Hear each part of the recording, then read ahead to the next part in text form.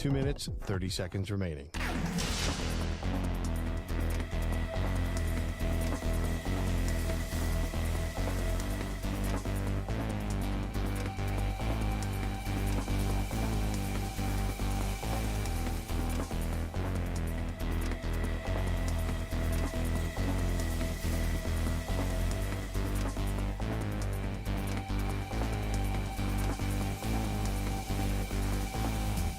Two minutes remaining.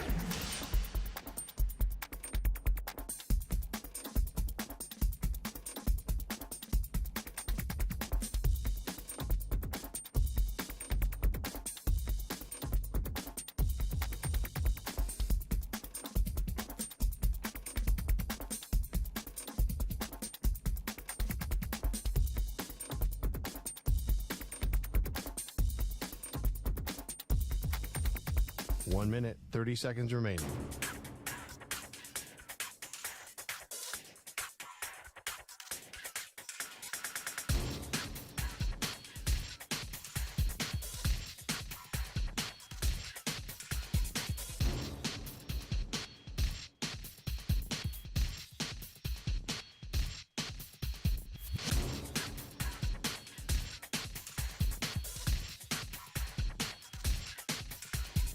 One minute remaining.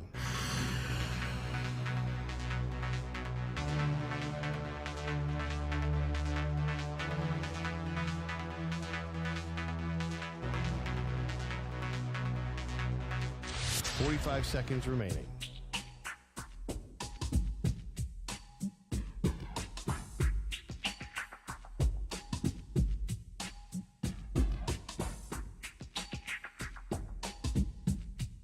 Thirty seconds remaining.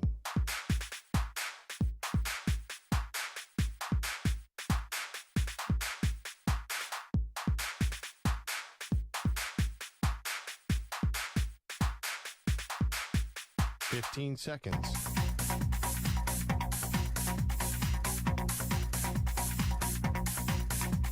Break ends in 5 seconds.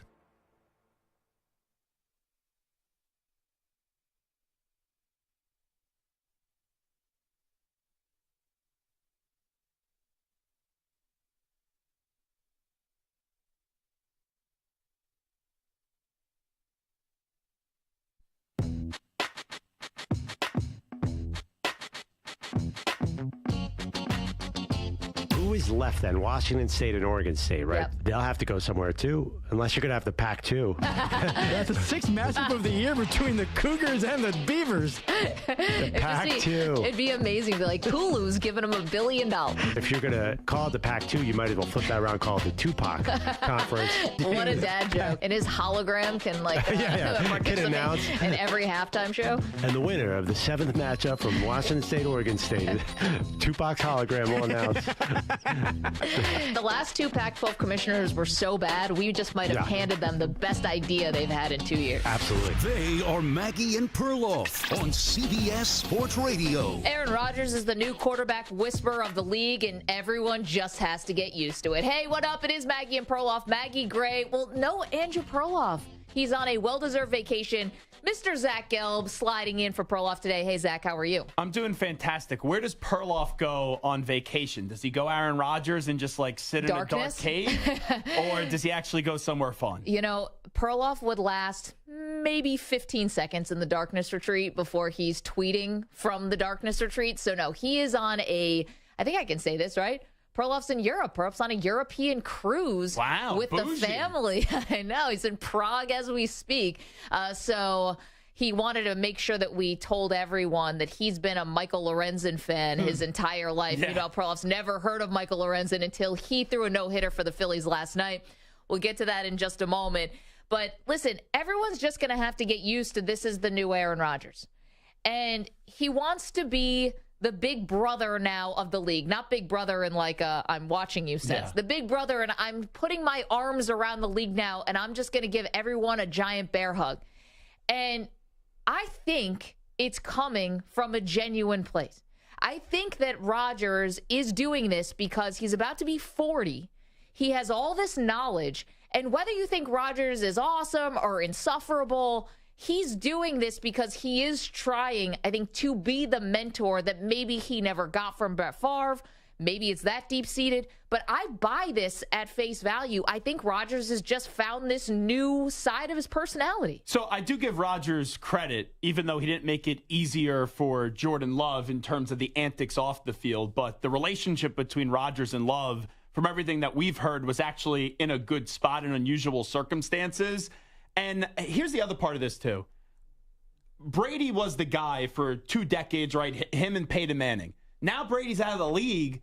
And you look at the elder statement, we really have a lot of young quarterbacks in this league. So Rodgers is now that legendary figure where people look up to and they go, oh, when I was a kid, I was watching you win your first and only Super Bowl. Yeah, right. And I think that this is a position that suits him.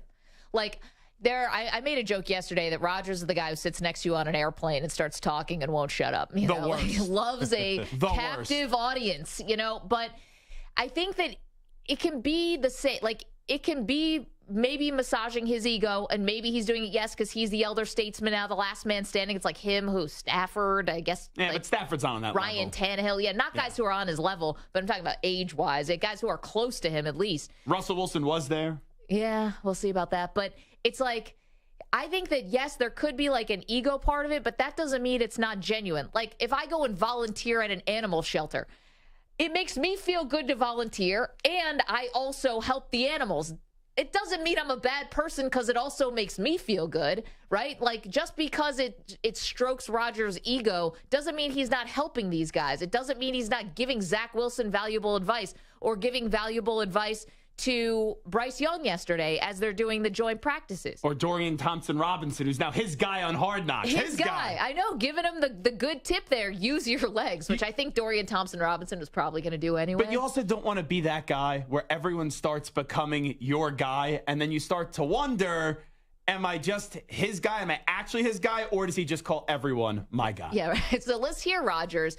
EJ, let's play Rodgers talking about Bryce Young yesterday as the Jets are doing joint practices with the Panthers. I like the kid a lot. I love watching him in college. I like his demeanor. I like his movement. I like the way he throws. So I think Carolina's in good hands. All right. He likes him and then gave him some good advice, too, which is like, you know, the enjoy every second. Yeah, right. See, and that's why I think it's genuine, right? First of all, I've said this from day one, copycat league. If you don't think guys are now going to start doing ayahuasca to try to get as as good as Aaron Rodgers, you have not been watching football. But the one thing is the kids will say that I'll call cap on that. Yeah, it's not like every quarterback started to drink avocado smoothies because that's what Tom Brady was doing. Yeah, but a lot of guys started doing the pliability. And maybe, like, you know. Everyone likes yoga. Right. You don't lift weights. You're going to give me an excuse not to lift. I'm going to take that every day, I'm sure. But I think people do try to emulate Brady.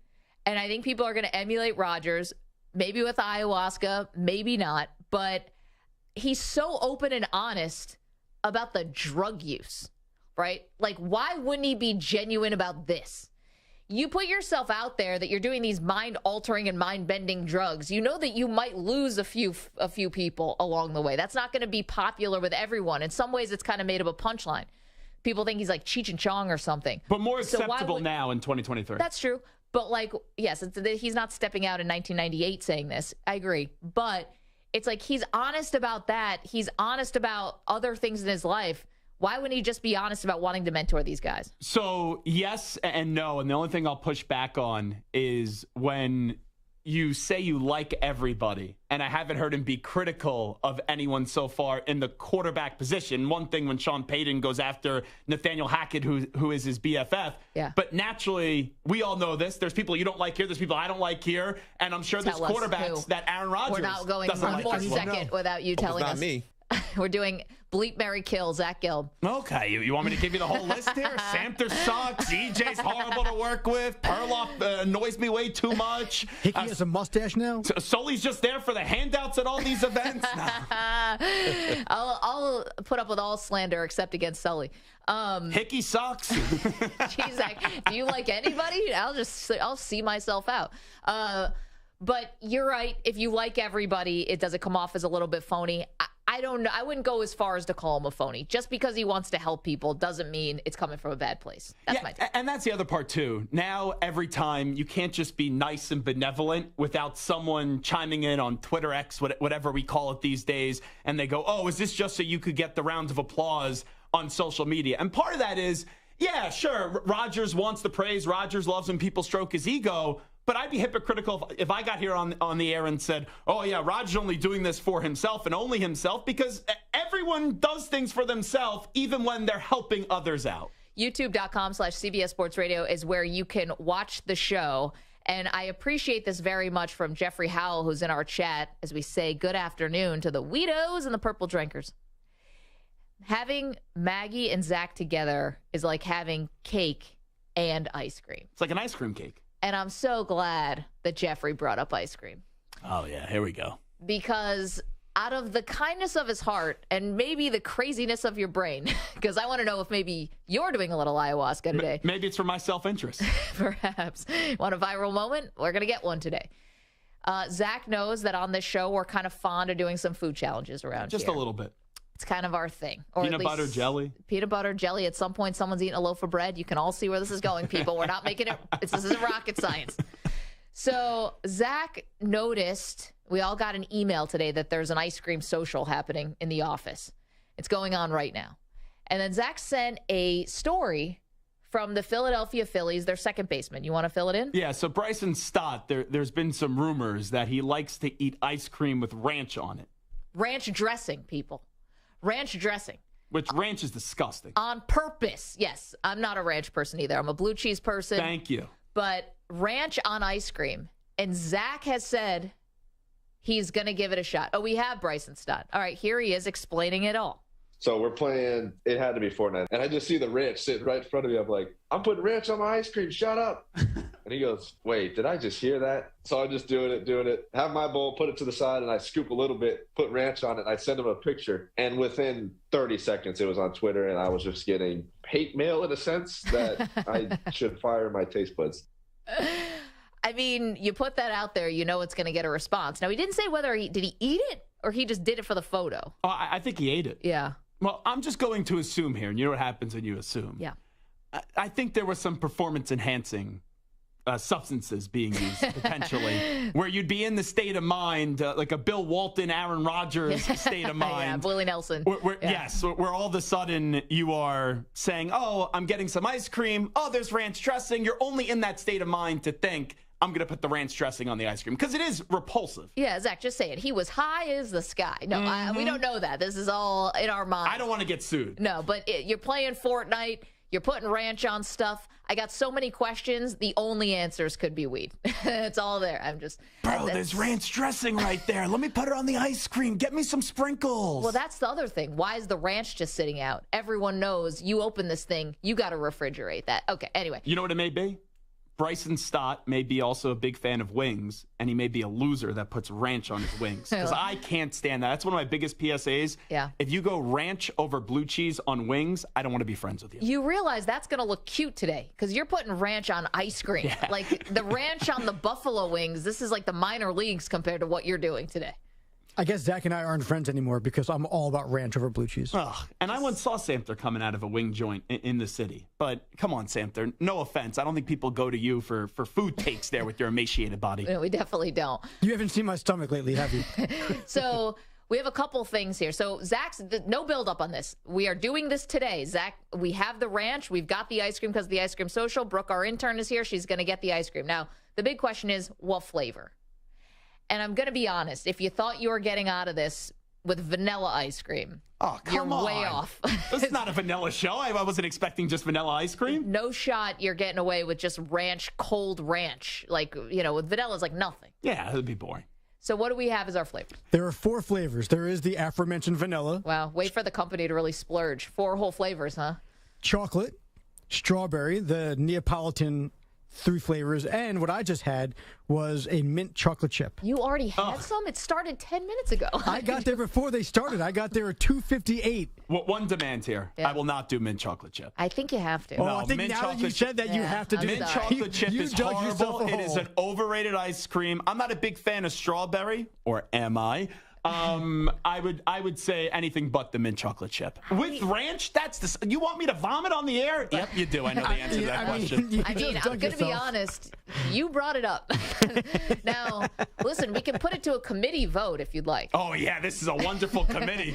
And the committee is you, me, EJ, Samter, and Brooke. Hold on, my agent is calling me. Yeah, right. You want me to fake a heart attack like the Manziel family almost did? Yeah. Oh, okay, you got it. My heart's hurting. I gotta go, guys. Sorry. Just wait. Yep, you're volunteered. Luckily, we have a seatbelt for your chair. You're not going anywhere. And I believe it's going to, do you want to just take a vote right now? You know what? Let me do this. I'm not soft. Yeah. If you want to do mint chocolate chip, fine. Okay, great. Let's do mint chocolate chip. Because that's what we're doing. I would have loved to have voted anyway. Yeah. I'm not going to sit here at my own funeral and hear all the eulogies about me right now.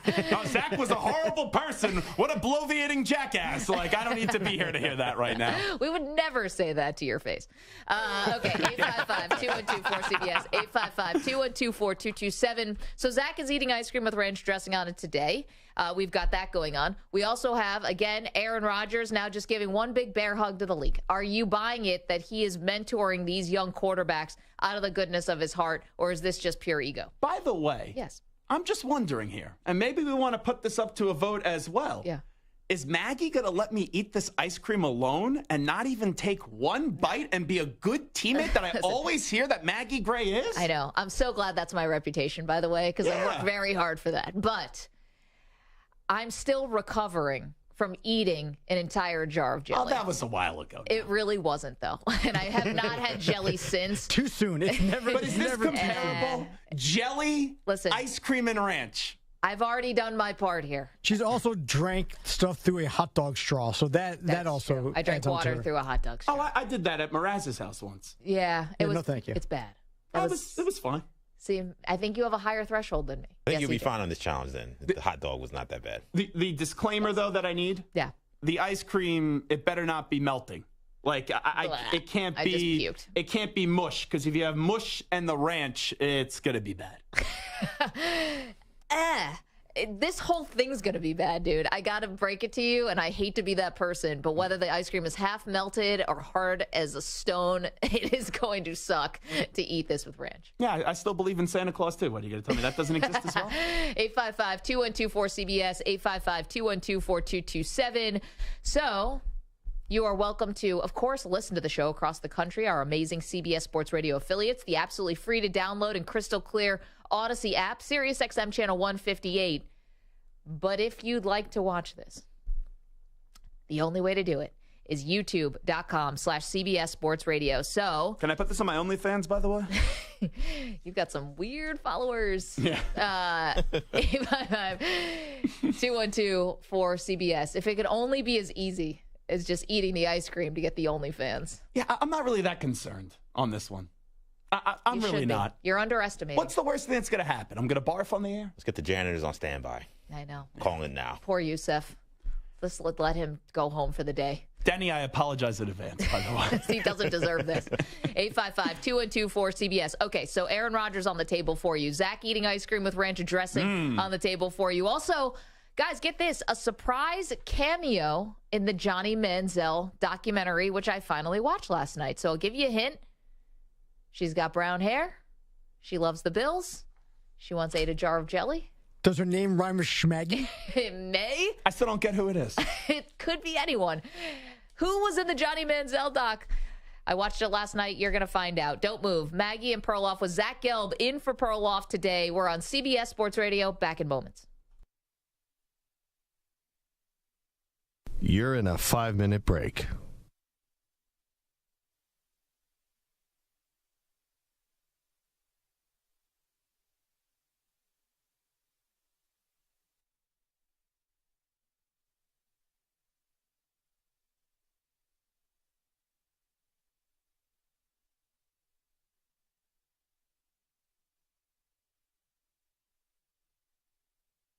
Four minutes, 30 seconds remaining.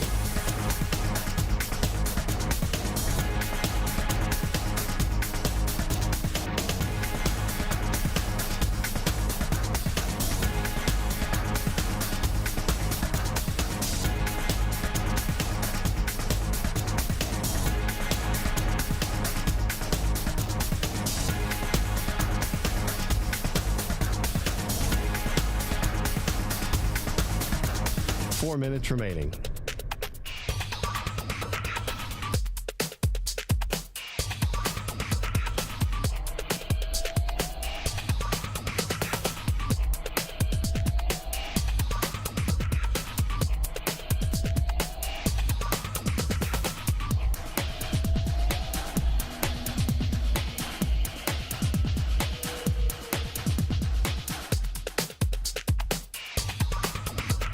Three minutes, 30 seconds remaining.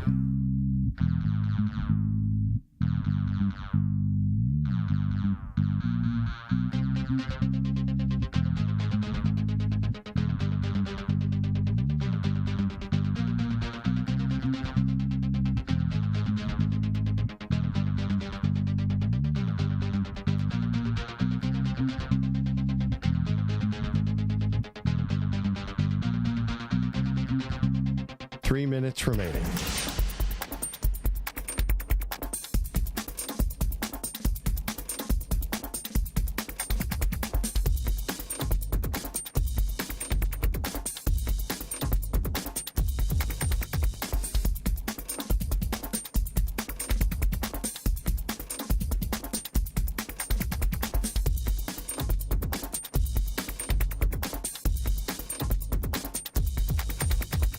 Two minutes, 30 seconds remaining.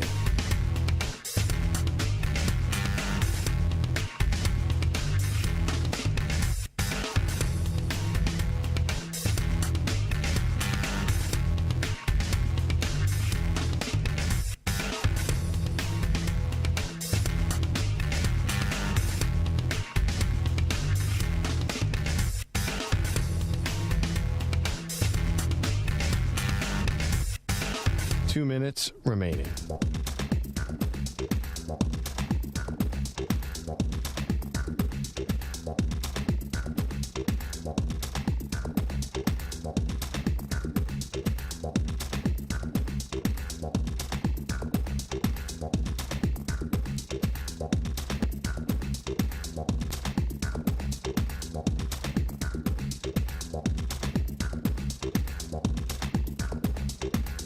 One minute, 30 seconds remaining.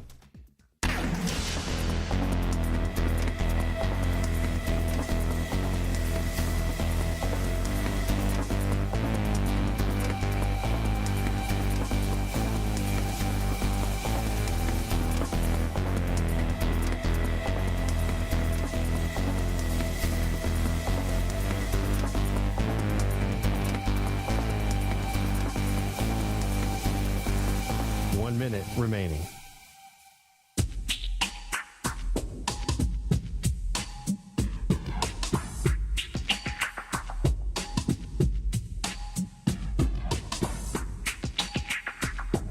.45 seconds remaining.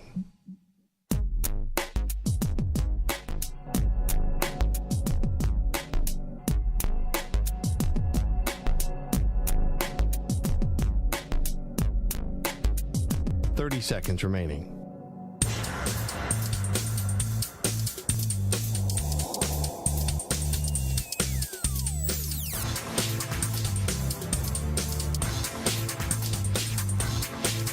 .15 seconds.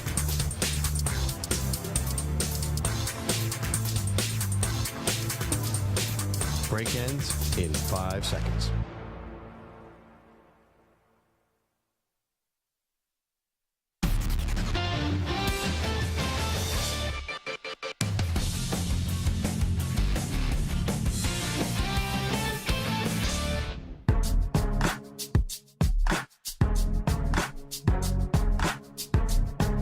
Welcome back to the show. What is the worst combination of food you've ever eaten? Because whatever it is, I guarantee what Zach Gelb is doing today is going to be worse. Zach Gelb sitting in for Perloff here on the Maggie and Perloff show. Zach's going to eat ice cream covered in ranch dressing in just a little bit. If you want to watch, youtube.com/CBS Sports Radio. Get to the Johnny Manziel doc in a moment because you know who had a little cameo. But first we go to Jimmy, who's in Myrtle Beach. We've been talking about Aaron Rodgers and whether his motives are pure for being the quarterback whisperer and now really the big brother of the league. Hey, Jimmy, how are you? I'm great. You know, Aaron's played most of his career out there in Green Bay in the media wasteland. I think most of his motives might be considering his career after football and endearing himself to the media, which he hasn't had a chance to do while playing out in the Midwest. Jimmy, it's a great point. I mean, it never hurts to, when you're thinking about your life after football, and thank you for the phone call, to think about, getting on the good side in what is the biggest media market in the entire world. Here's the one thing about that. There is something about being a 4-time MVP and having a Super Bowl ring and the cachet and the gravitas that Aaron Rodgers already had that was going to open every door for him anyway. Like, he doesn't have to kiss the media's butt. He's already going to have doors open. And the fact that he's let us into his life, Zach, even more and opened up about the ayahuasca and whatever, he's become a lot more interesting, quite frankly, because he's showing that he's got all these other hobbies outside of football. And he doesn't care what people think about him. I know when you say that, everyone could say a little bit, but for the most part, he puts up that front of, I say this, you're crazy if you disagree about me, and then he moves forward. Can he be petty? Sure, he'll hold his grudges. We all know that. But the other thing with Aaron Rodgers is you're 100% right. He doesn't need to really genuflect and bend the knee to anybody, because the moment he retires, there will be some sort of platform for Aaron Rodgers if he wants. Okay, so Perloff has he's got a theory. He thinks that Rodgers is doing all this because he's setting up to have an awesome podcast. No. like Joe Rogan. And I'm like, you're a 4-time MVP. You have to have higher aspirations than a podcast. Like, podcasts are great. You should download the Maggie and Perloff podcast wherever you get your podcast. 5-star review. Thank you, EJ, for doing that. It's a great podcast. And I love doing this job, and it's a great job. But, I would imagine he's got to have bigger goals. Like, even Tom Brady. What's the bigger goal here for Brady? He wants to export TB12 around the world like it's a new religion or something. Like it's the Jordan brand. Something like that. I think Rodgers, is he trying to do plant-based medicine? Is he trying to do, spread the good word about weed or psychedelic drugs or whatever? What's the end goal? It can't just be a podcast. I have no clue. What I think it is right now is the Packers didn't let me do it my way, because he was clearly annoyed about the whole Jordan Love draft pick. Sure. And now it's, okay, this organization has embraced me. This organization has let me bin the GM, which even talked about in Green Bay, even though a lot of those guys that they got rid of ended up being horrible elsewhere, that I wanted this guy to stay and I wanted this guy. This is all in the moment now. What you guys said about me, that I wasn't a good teammate the last few years. Now I'm the greatest teammate ever, and I'm calling all the shots in this organization, and watch, I'll go win a Super Bowl. Now, We'll see if he does that, but that's what he's motivated by right now. Yeah, maybe overcompensating a little bit. I mean, I think there's a bit of a revenge factor here on showing Green Bay sort of, I'll show you, Absolutely. I think, he probably did want to retire as a Packer once upon a time, because that's not what Favre did. I do think some of it goes back to Favre. You read Jeff Pearlman's book, about that time and about Brett Favre, and he was pretty frosty to Rodgers at the beginning. I don't know their relationship and how it evolved, but at the beginning, Rodgers walks in the locker room and says, "What's up, old man?" And Favre didn't want anything to do with him after that. Yeah, that's where I give Rodgers a lot of credit. Rodgers embraced Love, even though he wasn't fond of the idea, where he knew what it was like, where Brett Favre wanted no part of him, and he just thought he was like a gnat, and Brett Favre had the swatter and was just kept on hitting Aaron Rodgers. At least when they were together in the room, they made it look amicable. So last night, hanging on the couch with the husband, wine? No, I don't drink on school nights. Ah. So wanted to get to the Manziel doc. Couldn't do it on Tuesday night because had to watch Hard Knocks, and also watching The Watcher right now, which is freaking me out. But anyway, that's a Netflix story about basically a haunted house. Anyway, finally got to the Manziel doc yesterday.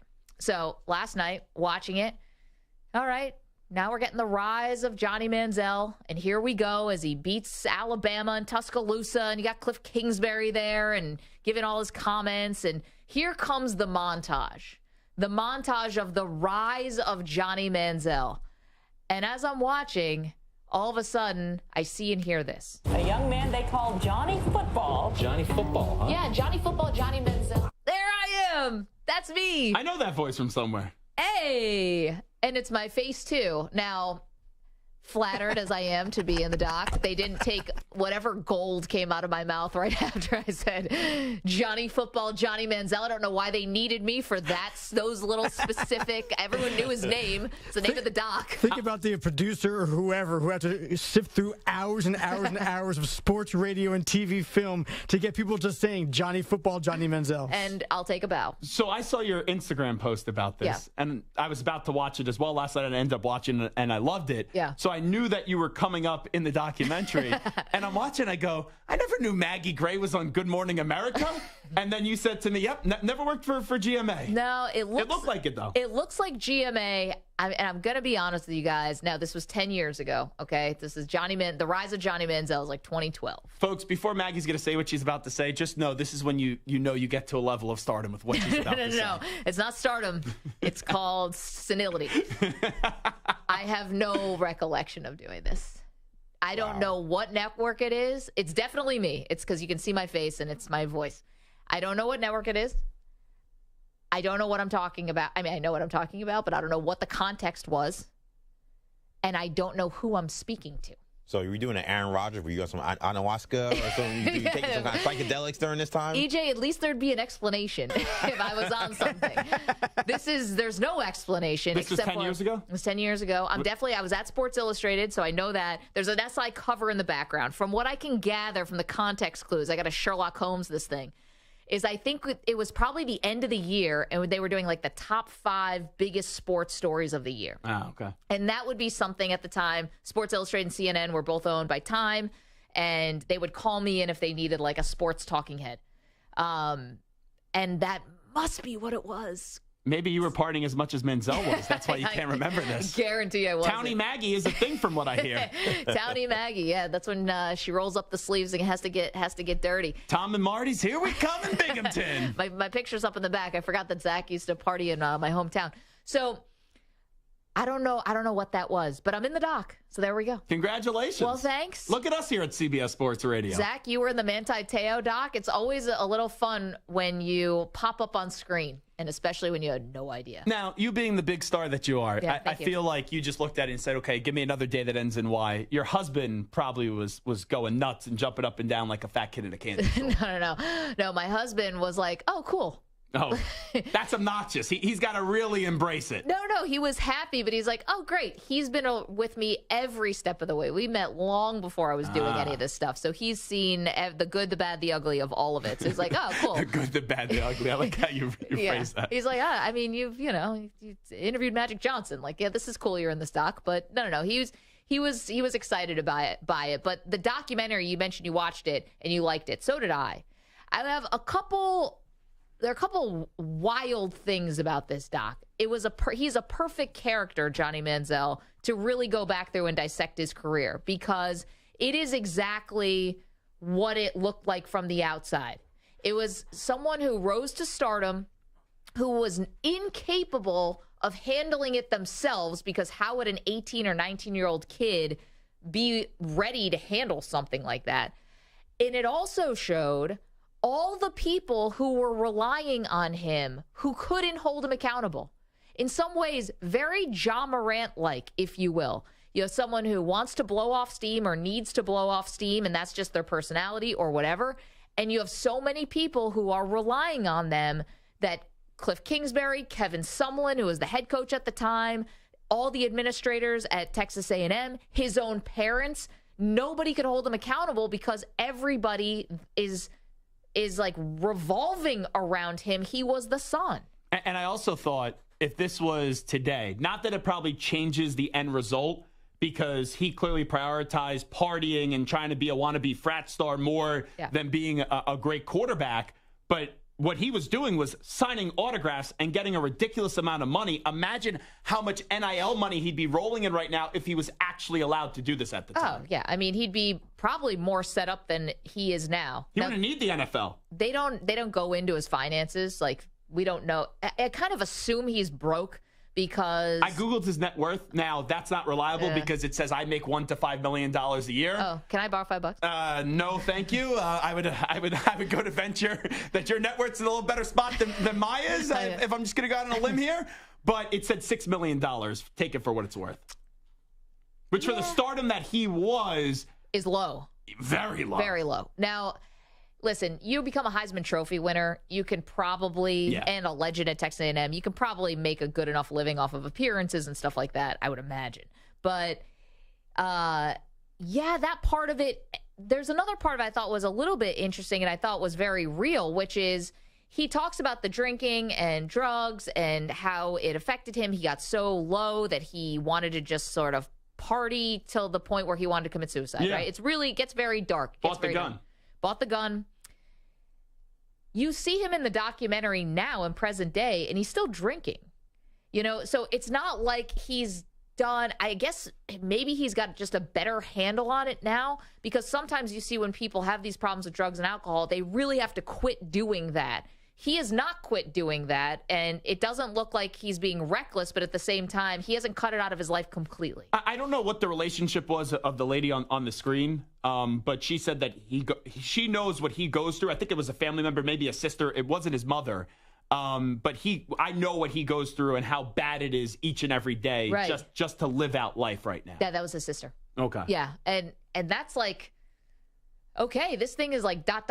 It's still not over, He's like still a guy now in his 30s, barely. Is he even 30? He's like 20. He's 30. Is he 30? Yeah, we're the same age. He just turned 30. Yeah. Like, he's got so much of his life to go, obviously, that it's just kind of interesting to me. It's not like he's definitely owned up to a lot.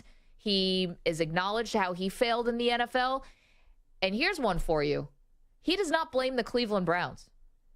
He says that no matter what team he would have been drafted to, he would have been a bust because he could not be an NFL player. He couldn't put the work in. He had no desire. Well, I know people say literal, and it's not actually by that, but he literally watched no film. They tracked his iPad, and there was no film being consumed. Yeah. We talk about all the time what it takes for a quarterback, and you have to be this workaholic, and you have to be the most diligent person out there. And he did not put in the work because he put all the work in off the field in partying with all these celebrities. Yeah. And you said that it looked just like how it appeared from the outside. And I remember it.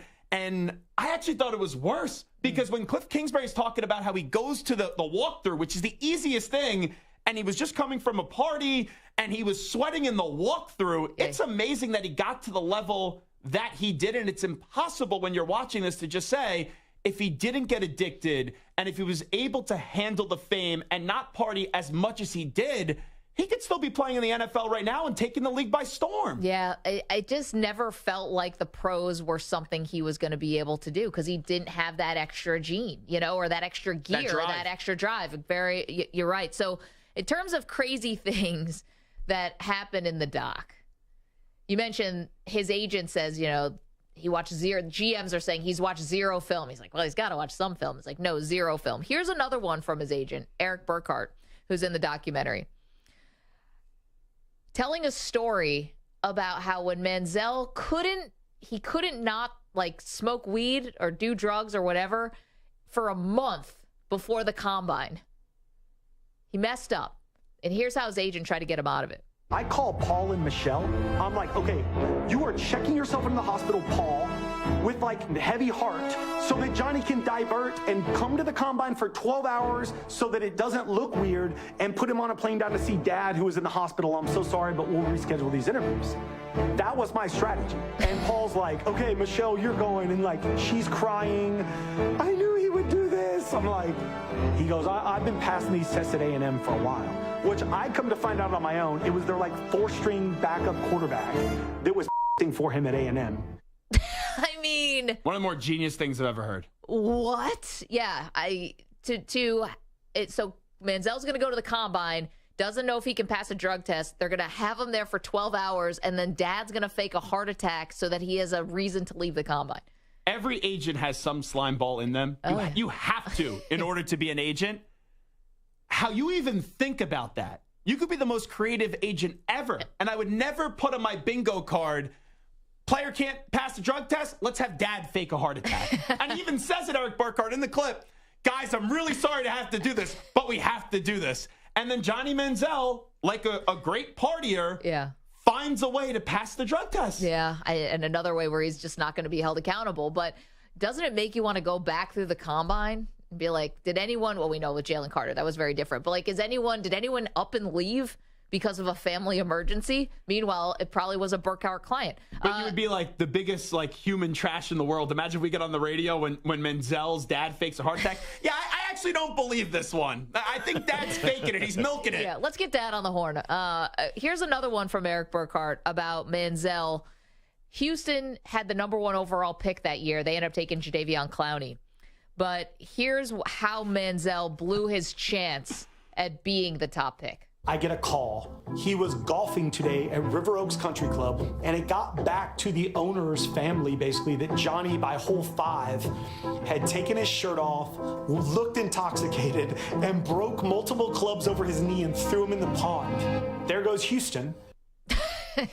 Yep, there goes Houston. Can I just say one thing? Yes. Like, I was rooting for Johnny Manziel. Redemption story. I want to see this guy make this comeback from this terrible, the way his life went, addiction and bipolar disorder and all these. The more I watch, the more of a D-bag this guy is. Just an I don't care about the bipolar. I don't care about the addiction. He was just a bad dude who had no ability to control himself. He isn't like a redemption story. He's an ass. He's a terrible person who had all the opportunities given to him, and he floundered them because he's just a jerk and an entitled piece of junk. I can't stand Johnny Manziel anymore. I look at this, the fact that he watched zero film. Forget about like a little bit of him. Zero film. He was just awful. He's an awful person. Well, does that make him an awful person? No sympathy for him. I mean, does it make him an awful person because he didn't watch film? I mean, hate to break it to you. You don't want to know who else is Eric Burkhardt's client? Kyler Murray. So, I mean, clearly there's a theme here with some of the guys that he's taken on. I mean, listen. Put a clause in the contract. It's Check hard. on Kyler's parents. It's hard. Yeah, right. Check on Mr. Murray. Yes. So, it's hard to say. You can't say, Samter, forget about the bipolar, forget about the addiction. It's part of it. Yeah, I 100% agree. I mean, you might not like it. You might think that he's telling you he squandered his opportunity. So he's not shirking from that, but you can't put that aside. So I think where Samter comes from here is that you had someone that was so fun to watch and so many people enjoyed watching, and it's still so disappointing that he didn't go on to have the success that we thought he was going to have because he was a full-time partier and then a part-time football player. We'll get more into that. Other people who we watched in college who we were certain were going to be great pros that never panned out. By the way, someone's telling me to seek help on Twitter, and they hope I throw up with the whole ranch stuff. Oh, so do I. Did you tweet this, Samter? Samter's burner. Hard pass on watching this. Just reading this hurts. Oh, you're going to want to watch. Coming up a little bit from now. Yeah. Zach Gelb is going to eat ice cream with ranch dressing on it. Ackerman is making quite a face there, Ack. Ack's in. 100%. No way. No. Why not? It's like Schlag from Peter Luger. You'll be good. No. It's not like Schlag from Peter Luger's. That's whipped cream. No. Some things don't match. That's like wearing plaid on plaid. You've offended Rich Ackerman. It's like wearing plaid on plaid. What a line. Okay, so coming up, the college player who you were certain was going to be awesome, who ended up becoming a bust. We'll get to that. Plus an update on Joe Burrow's calf strain. Just how many games is Burrow in danger of missing? We've got all that after this CBS Sports Update. Here's Rich Ackerman.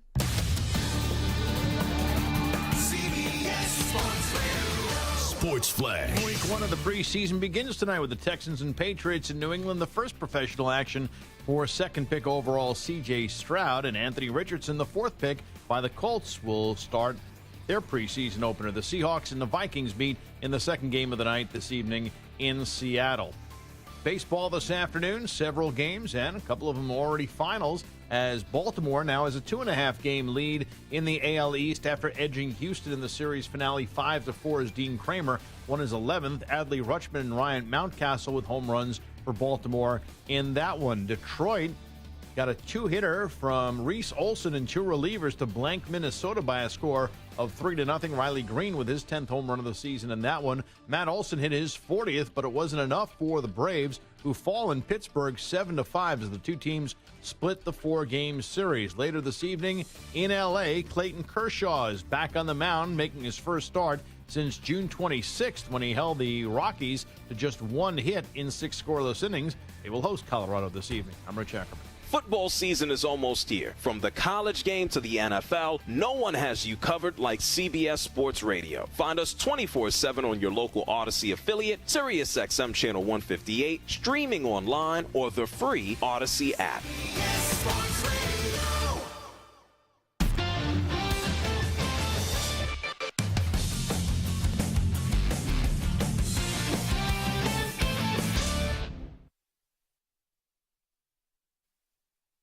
You're in a 5-minute break.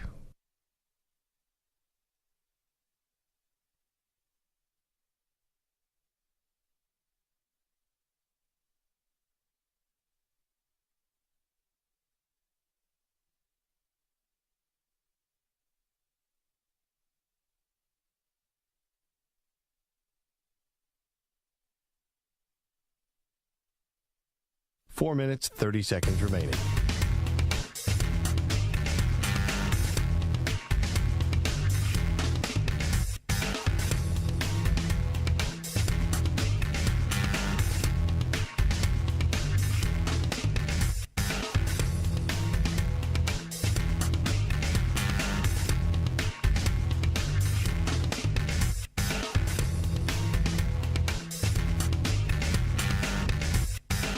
Four minutes remaining.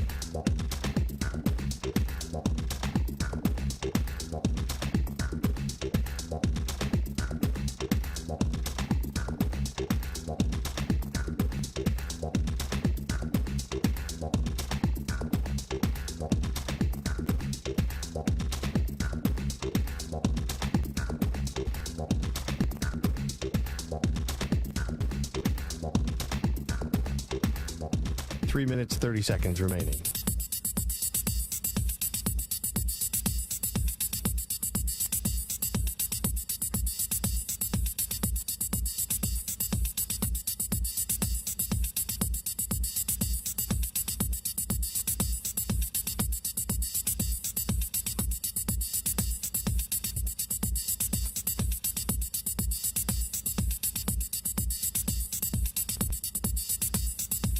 Three minutes remaining.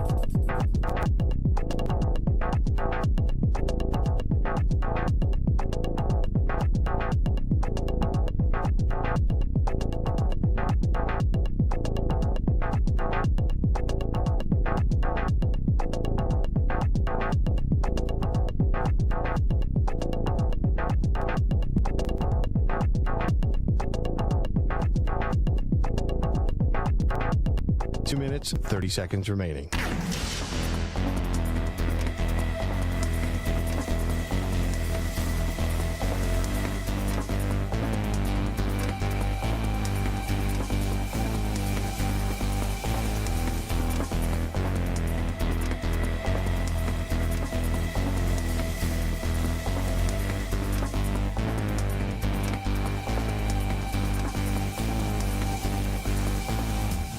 Two minutes remaining.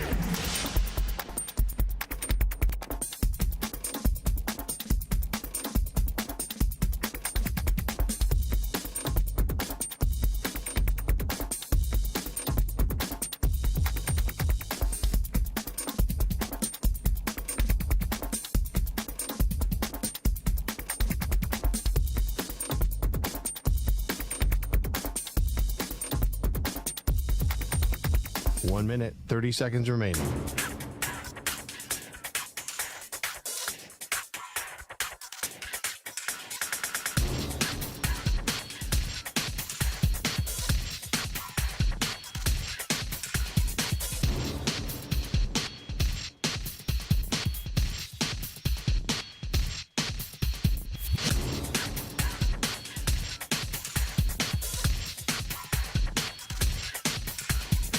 One minute remaining.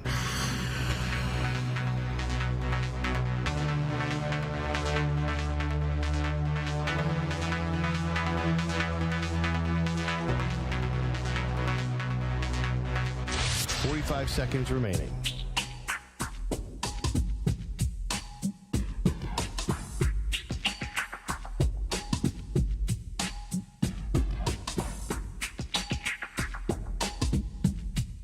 $30 seconds remaining.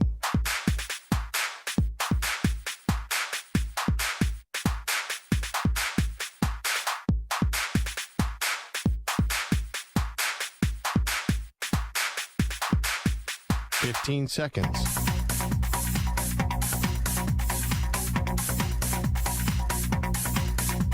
Break ends in 5 seconds.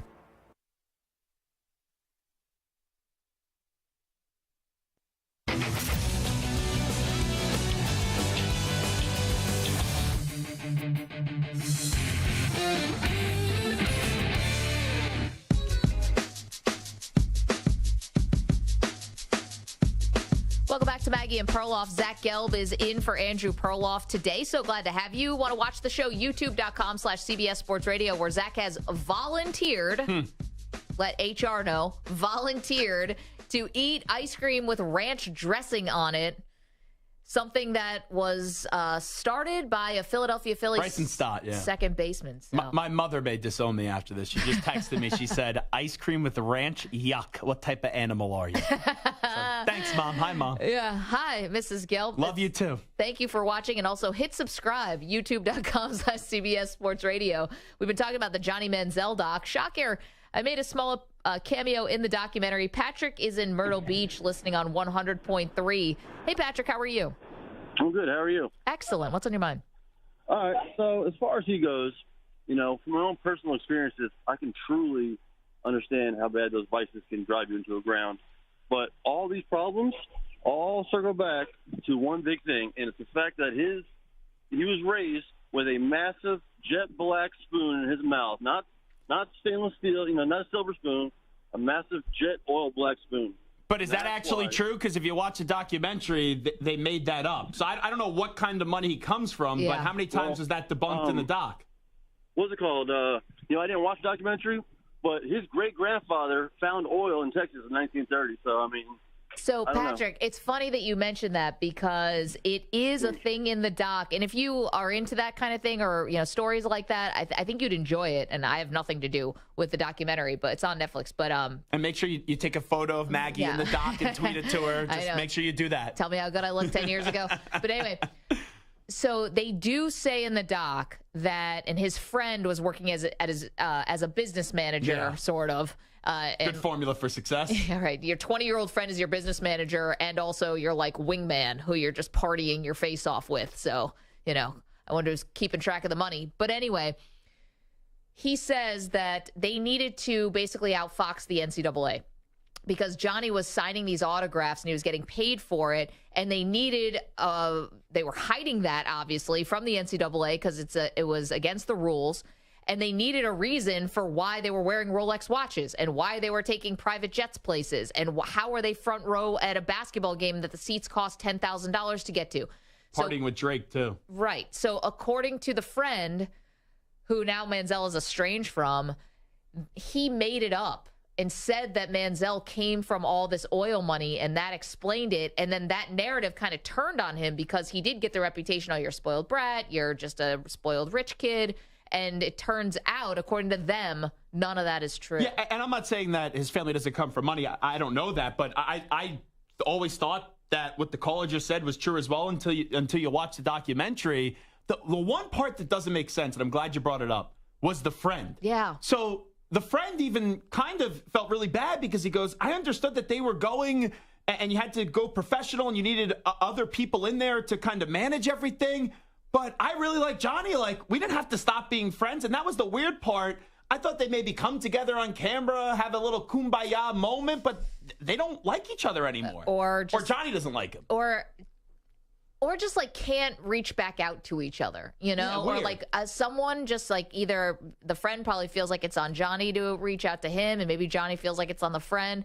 It's kind of like you have, I don't know if you have this in your life, but sometimes you have friends that you just don't take with you your whole life. You're lucky when you have friends that you do have for your whole life. And I feel so blessed to have friends like that who've been with you forever, high school, before that.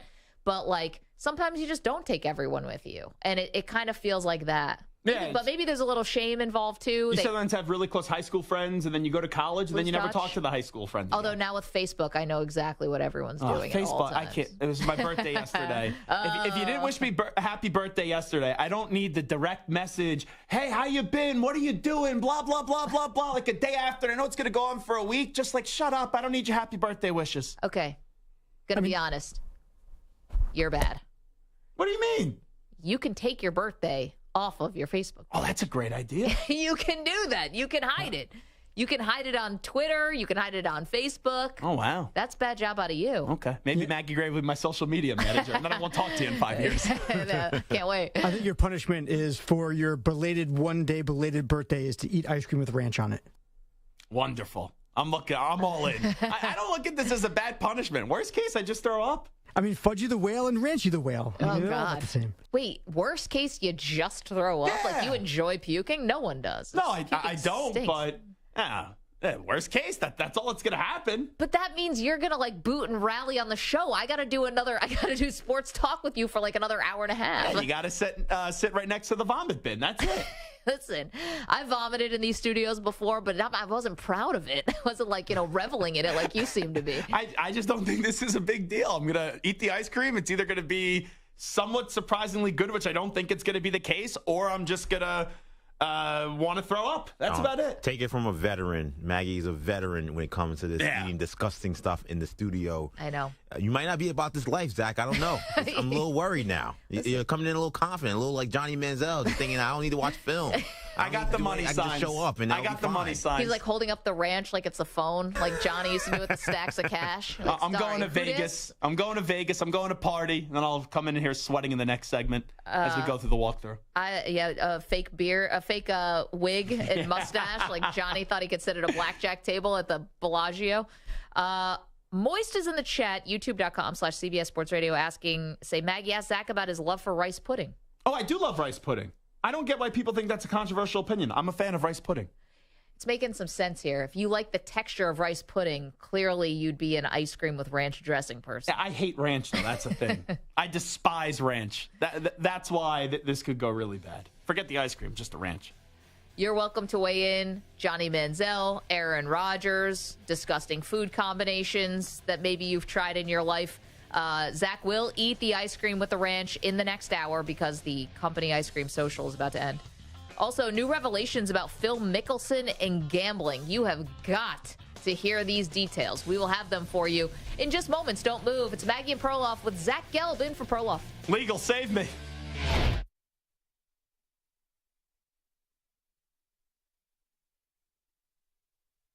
You're in a 5-minute break.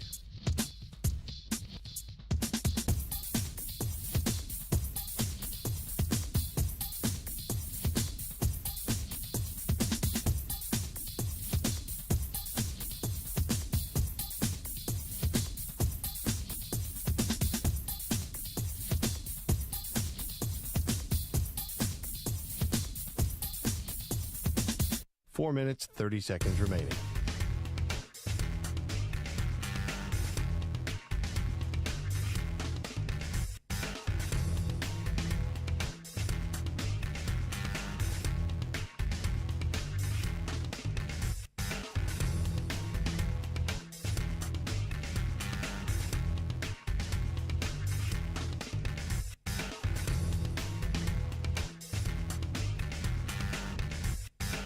Four minutes remaining.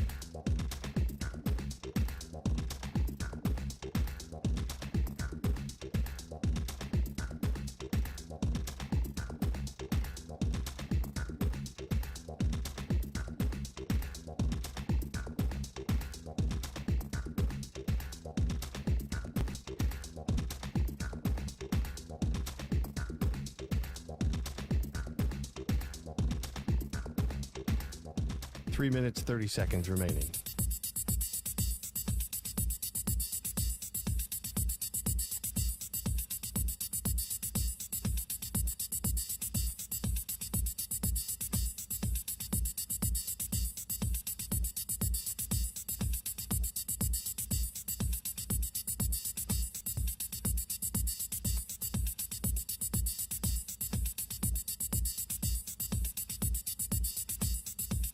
Three minutes remaining.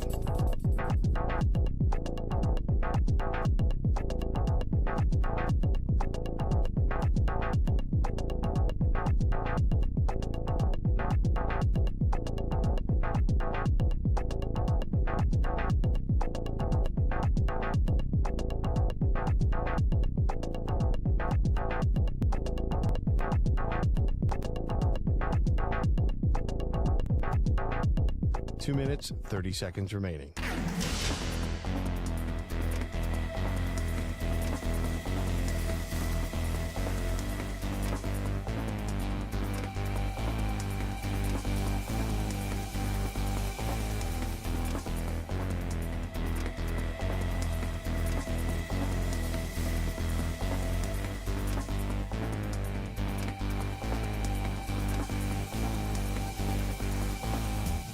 Two minutes remaining.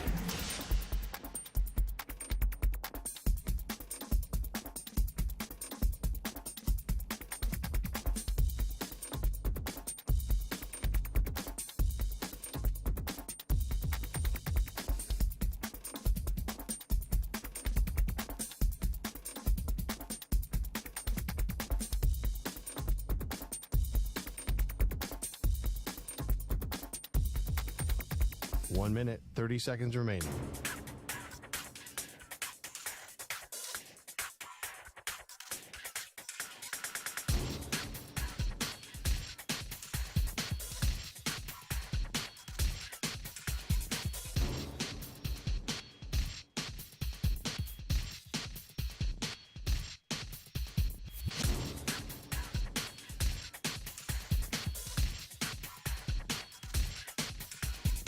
One minute remaining.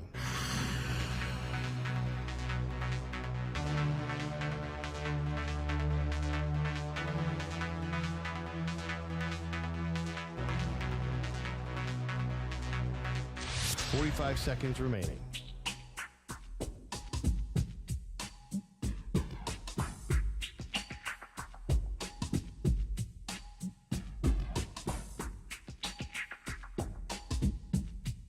Thirty seconds remaining.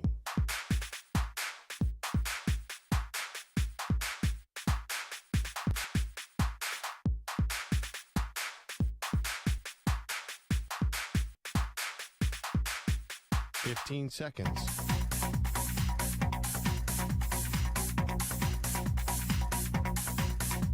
Break ends in 5 seconds.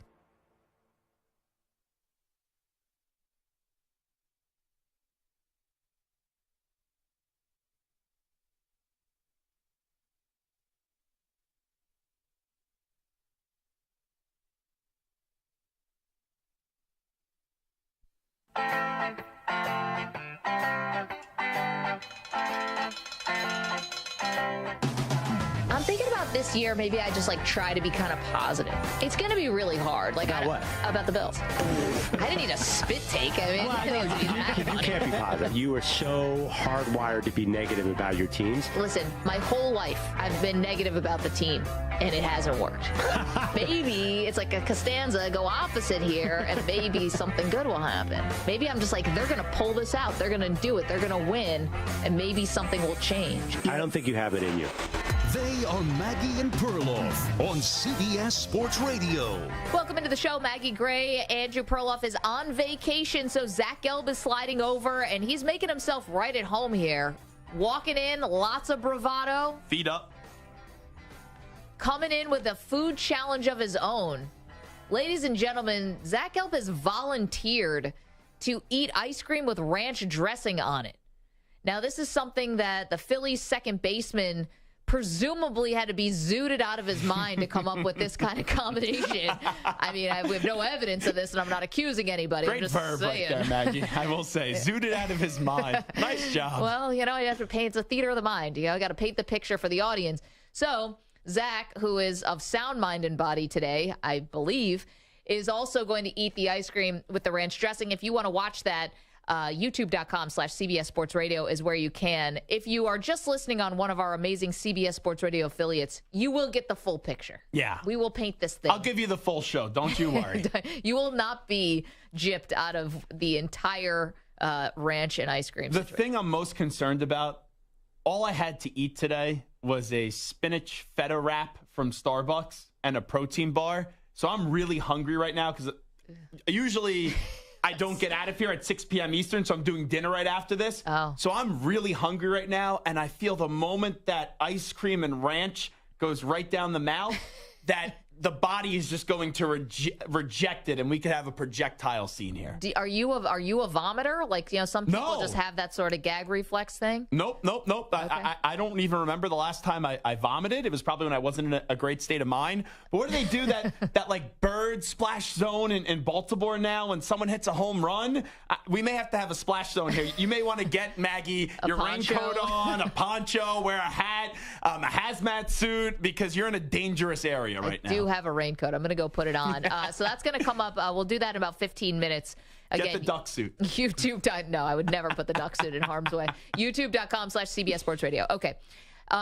There is a notorious gambler out there. His name is Billy Walters. You may have heard of him. He's a notorious sports gambler who ended up getting in a bit of trouble in 2017 or thereabouts for some insider trading. So Billy Walters ended up serving some time in prison for insider trading, and he has now come out of prison, and he is writing a tell-all book about his life, about sports betting, and about doing this, sports gambling at a really high level. He had a 5-year partnership with Phil Mickelson. And Zach, he's writing about this in his book, and he is really pulling no punches here on the dollar amounts and the frequency with which Phil Mickelson was betting. Now, listen, if you are a golf fan or just even a sports fan, you know that Phil's placed some bets, right? We understand this about Phil Mickelson. It's like Michael Jordan. It's like part of their story and kind of who they are. I don't know if anyone fathomed that the numbers would be this big. At least I didn't. According to Walters, some detailed bookkeeping, talking to other sources who Mickelson has had relationships with, and talking with Mickelson himself as they were partners. He's theorizing that Mickelson gambled $1 billion. $1 billion. You got to say that over and over again. Like Austin Powers, Dr. Evil. $1 billion with a B over 30 years. Now, here's some more numbers for you. He said it was nothing for Phil to bet $20,000 a game on long shot 5-team NBA parlays. Wow. He would wager $100,000 or $200,000 a game on football, basketball, and baseball. Here's a snapshot of Phil's gambling between 2010 and 2014. He bet $110,000 to win $100,000, so minus 110. You know how this works. $110,000 to win $100,000, 1,115 times. On nearly 900 times, he bet $220,000 to win $220,000. Excuse me, to win $200,000. In 2011 alone, I realize I'm throwing a lot of numbers at you, but in 2011 alone, he made over 3,154 bets. Wow. That's an average of 9 bets a day. And last one for you. Any no-run first innings in there? Just wondering. Yeah, right. On one day in 2011, June 22nd, 2011, he made 43 bets on Major League Baseball games, resulting in over $140,000 in losses. One day. This is wild stuff here from Phil. Now, what's interesting to me about this is, you remember back to the Jordan documentary, The Last Dance. They talk about Michael Jordan's gambling, and he goes, yes, I gamble, but if I had a problem, I'd be penniless. I'd be out on the street. I wouldn't be sitting here talking with you about my legendary career. Phil Mickelson is clearly not broke. He's clearly, not, in a sewer somewhere where his life has been totally derailed by gambling. But I think it's safe to say that this is problematic behavior. I think I'm okay with judging Phil's gambling here, that this is obviously compulsive. It's a manageable problem for him, if that makes sense, where any sane person hears $1 billion. I don't care how much money you have. And you win some, you lose some. You probably lose more than you win. And whatever that number figures out, I think it was $100 million that he ended up losing. Phil's able to survive that. Now, you keep on doing that over and over and over and over and over again, then let's see how manageable the problem becomes. And let's also remind everyone, he did go to Live Golf and got paid a whole lot of dinero, so that helps out the problem for him. Yeah, and obviously that was, wildly unpopular. And the quotes that he gave to Alan Shipnuck about understanding just how, bad Saudi Arabian, things they do and how they treat, homosexuals, how they treat journalists. I mean, just all these things, understanding, calling them bad MFers, but taking the money anyway. It's just like, I forgot one other part of this that was a revelation today, which is that Phil called this notorious gambler, Billy Walters, during the Ryder Cup 2014. Yeah, this was the big one. Yeah. At Medina Country Club, and said, I want you to place $400,000 on the U.S. to win. Now, Billy said, you're bleeping out of your mind. You saw what happened to Pete Rose. Yeah, good friend. Yeah, he is a good friend, it looks like. You saw what happened to Pete Rose. He said, you're basically the Arnold Palmer of the sport. Why would you tarnish your reputation? If this ever got out, you would be a pariah, and now, you're beloved or whatever. He doesn't know if someone else made the bet, but you'll remember this became what is known in Europe as the Miracle at Medina, where the U.S. team had like a 7-point lead and the Europeans came back to win, and it was Phil Mickelson's own failures against Adam Scott, I believe, that cost the U.S. Do we know who Phil was betting on, though? Himself. It was betting on the U.S. Oh, okay. Because if he wasn't, then all of a sudden it gets into a different controversy. Yeah, Perloff always says he thinks it's not bad if someone is betting on themselves to win. Like, he never cared if Floyd Mayweather was like betting on himself to win a boxing match. I do not think that's right. If you are competing in the competition, I don't think you should be able to place a bet on yourself to win. Obviously, to lose, that's, you would throw the match or whatever. Well, for me, and I understand when people go, oh, you're betting on yourself, so I'm okay with that, but we don't know the whole scope of everything.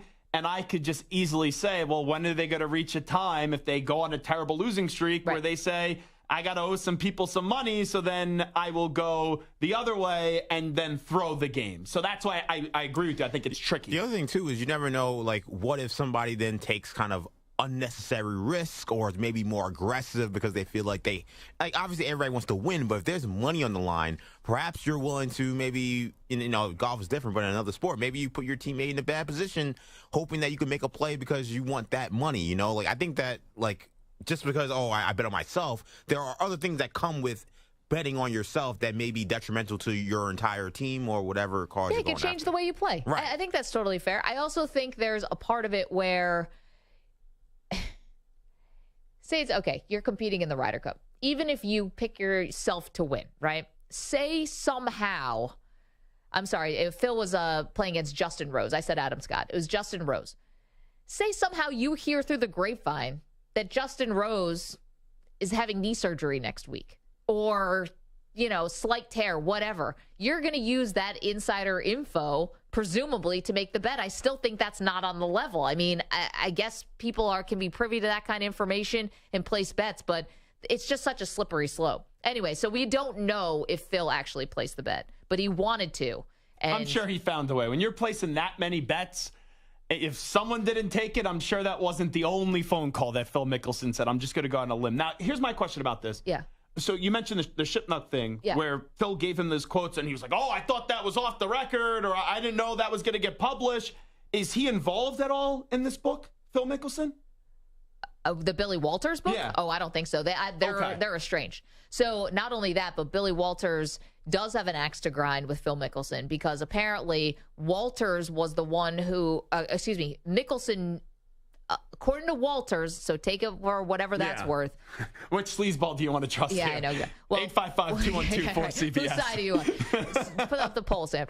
So he said that Mickelson had information that would have exonerated Billy Walters in the insider trading scandal, and Mickelson chose not to reveal it. And that's what sent him to jail. And then very sadly, while Billy Walters was in jail, his daughter committed suicide. Oh, wow. And he thinks that if he had not been in jail, he could have saved her. And so there is a deep-seated, lots of anger, lots of resentment. So lots going on in this book. So no, I don't think Phil has anything to do with it. But here's the other thing.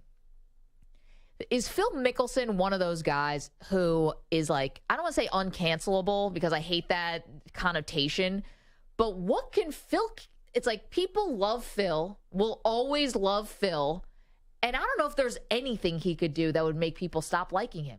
Yeah, and nowadays with how much we consume gambling content and how much gambling is out there, it's just like the whole marijuana thing or drug use now where certain things were legal that weren't years and years ago. Yeah, now Aaron Rodgers can be a spokesperson basically for plant-based medicine. We all knew Phil Mickelson gambled. I think years ago this is a story. Now it's okay, whatever. It's eye-popping numbers, but it's not as if I go, I can't stand that Phil Mickelson now. Yeah. I just think there's a love that people have with Phil that maybe they found the live golf stuff distasteful, but I think he's worked his way back into their good graces because obviously the PGA looks like hypocrites because they're all taking the Saudi money now. Well, that's the biggest thing. The golfers that went to live golf should have just been honest, and it wasn't to prove a point to the PGA Tour or fight for golfers for the future. You got a bag that anyone, take morals out the window, would take that money. If you just would have said that, I would have been, I respect it more. But then you have that fraud Jay Monahan who, I can't believe they'll do this. And the moment he got a cut, it was, I'm going to just toss all that out the window. Yeah. So the whole live golf thing, I was fired up about it a year ago because of what I just said. But now it's all done because they're basically all operating under the same umbrella now. 855-212-4CBS, 855-212-4227. All right, no more messing around here. But you can call in about Phil Mickelson if you'd like. By the way, I found myself to sound very old when I was like, remember the marijuana? Yeah. Zach, you're too young to be old. Yeah. No more messing around. No more stalling. No more chit-chat. It's time to get eaten. Zach Gelb What are we doing for lunch? I know what one person's doing on the show. Zach has volunteered. This is on his own free will, and we're going to need you to sign something in just a little bit. Yeah, I'll sign my life away. Go ahead. Zach has decided that, like Phillies second baseman Bryson Stott, Vegas native, he's going to eat ranch dressing on ice cream. Now, we've picked the ice cream for him. It's not going to be vanilla. Do we have the ice cream in the studio yet?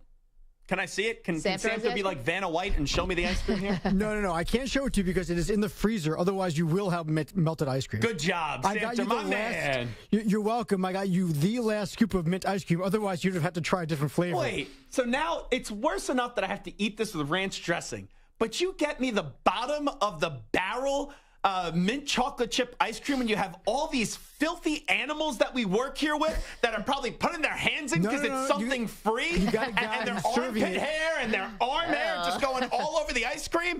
Please, I've seen enough free food around here. The serving spoon is the last thing to be used around here. No. There's a guy who's actually serving the ice cream. So there aren't people. This isn't like buffet style. There's somebody serving the ice cream. What do we got? Peter Schwartz just in there. I'll take some home for my family and my kids. Honestly, but armpit hair. Now I'm going to puke because it's disgusting. That is awful. See, because when you're here normally, you get all the food when it's hot.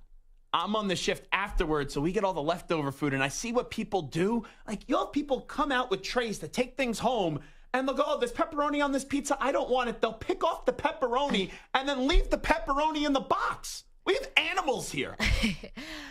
I don't eat any of it. I don't know where it's been. I don't know who. I never know if it's part of a radio bit. Like, there's no chance I'd be eating the food around here. Now, the one thing is, for Nick in Texas and for you, Gelb, saying mint chocolate chip is gross, you guys got to open up your minds a little bit. If I had one last meal on this planet, I'm eating my last meal, and it's being punctuated with mint chocolate chip ice cream. That would be the last thing I would eat. Chip ice cream? I love it. I've loved it since I was a kid. Wow. Okay. I think less of you now, Maggie.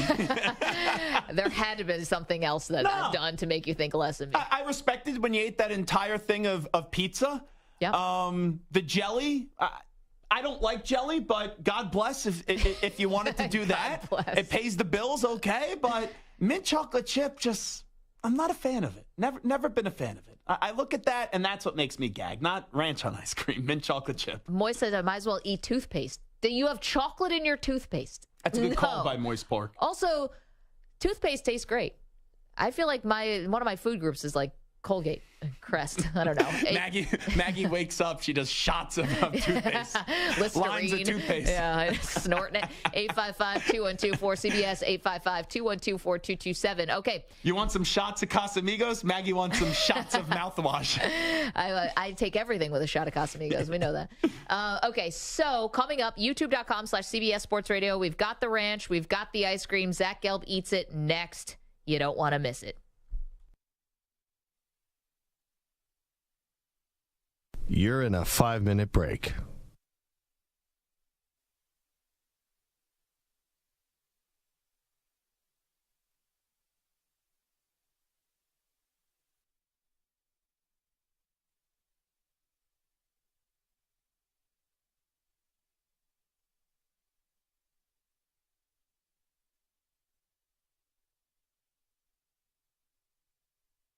Four minutes, 30 seconds remaining.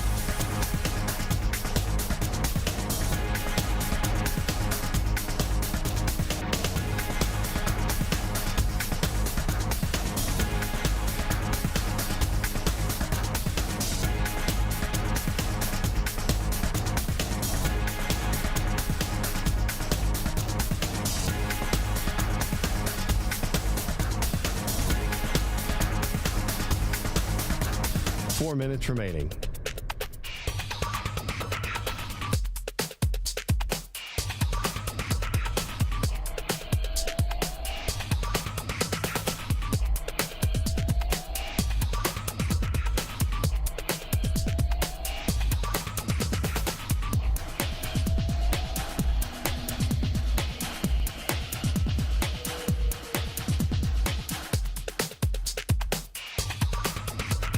Three minutes, 30 seconds remaining.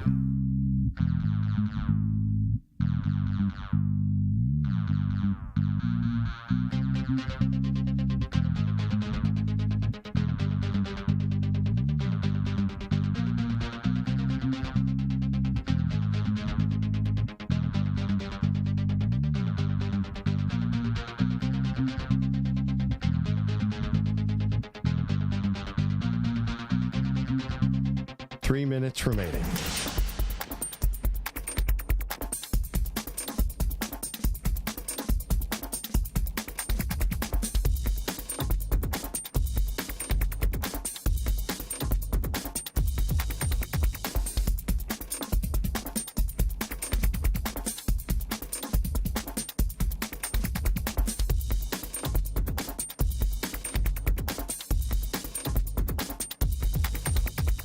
Two minutes, 30 seconds remaining.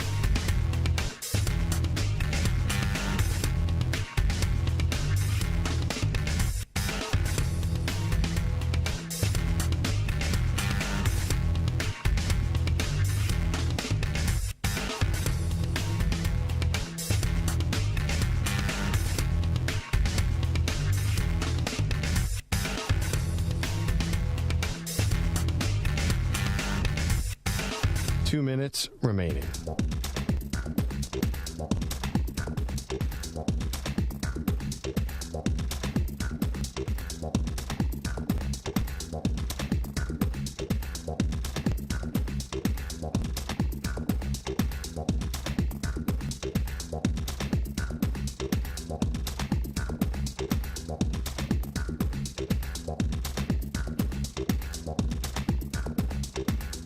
One minute, 30 seconds remaining.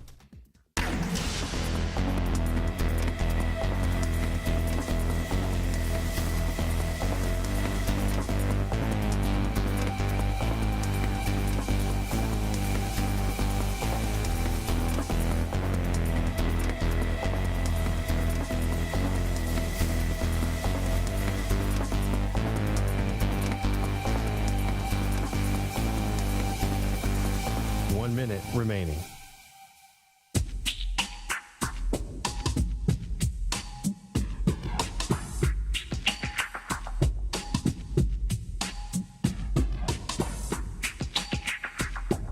Forty-five seconds remaining.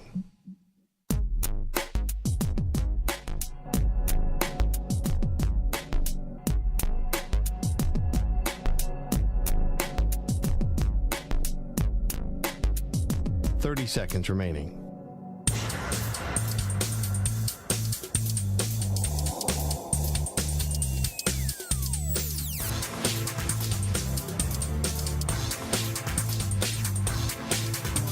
15 seconds.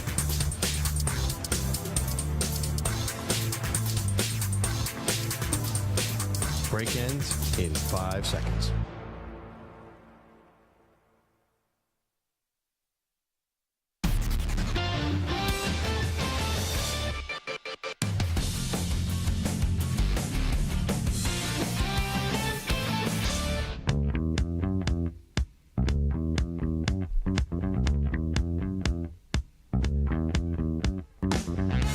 The show is brought to you by Wesley Financial. Stuck in a timeshare and want out? Contact Wesley Financial Group now and get a free timeshare exit information kit at wesleyfinancialgroup.com. And I'm sure the wonderful people at Wesley Financial are going to be very pleased to know that they are now forever going to be associated with Zach Gelb eating ice cream with ranch dressing on the top. Now, here's what I kind of want to do, but tell me if it's a little too complicated.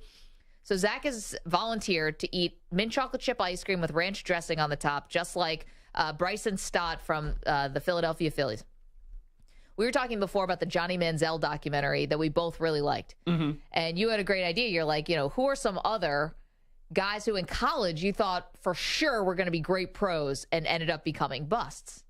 And I almost wonder if you have to take a bite and then give us someone who you thought was going to be a great pro. Okay. And so you have to choke down the ranch and the mint chocolate chip and then also do sports talk radio at the same time. How to kill your coworker 101. Can we do this? Can you be coherent while also eating something that you despise in ranch dressing? I'm not going to make any promises here. I think I'll be able to do it, but if I need to leave the studio and really have a lot more vomit come out of the mouth, then that may not happen. Okay. But I can give you a few. Okay. A few people I thought were going to be good and that ended up being busts. All right. YouTube.com/CBS Sports Radio if you want to watch this.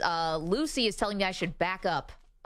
Splash zone. I know, and you did put the garbage can right between us. Oh, yeah. Maybe we could put that on the other side. I don't know. I think if I'm puking, you need to be able to visually describe it so you'll get the best angle of it. I'm really glad I wore white jeans today. This is a really bad idea. If you are watching, youtube.com/CBS Sports Radio, if you could hit subscribe, we would be so, so thankful. This ice cream is melting. And that's the one thing you didn't want. Yeah. Should we have a little music? I don't know what we do here. It's an ice cream social. Let's get a party going. Maybe something. EJ, I trust you. I don't even know if we give you like a ding, ding, ding when you win. You're not winning anything. Yeah, I don't win anything here. I can only lose. All right. Well, Zach, why don't you put a generous amount. Oh, that's disgusting. If you like ranch over blue cheese for wings, once again, PSA, you're just a moron. All right. All right. Wait, can we see it on the live stream? Yes? This is chunky. Oh, that looks so bad. I'll give you a healthy portion. It looks expired. Is it expired? Oh, boy. You bought it, Maggie. This is expired. The throw-up's going all over you. Does this stuff expire? Best used by 2018. Maggie, let's be real. I'm eating ice cream and ranch for Bryson Stott. If we're getting to the expired range here, I don't think it matters. This is look at it just drips. It's gross. All in there. All right. Should I try this now? Two-Ton Tony says he will vomit. Probably. All right. You want to come clean it up, Tone? All right. All right, he's taking a bite. Oh, no. Oh, he shuddered. Oh. It's bad. The mint, though, actually helps because it gives me some flavor. Oh, no. Suckers! We you know what? you. It's not terrible. He took another bite. He likes it. Zach, I got to agree with your mom. You are an animal. Give me some more ranch. There's no way it could be that easy. Like, I don't enjoy this. All right, he's going in for more. But we need more ranch. Oh, this is making me feel gross, and I'm not even doing anything. Oh, that's he's generous. Loading it up. That was generous. I think half the bottle's gone at this point. Oh, that's gross. more ranch than ice cream. And he's mixing it around, stirring it up. Soupy. Again, youtube.com/CBS Sports Radio. Look at the undercarriage here. Undercarriage is a weird way to put it. Ready? All right, here we go.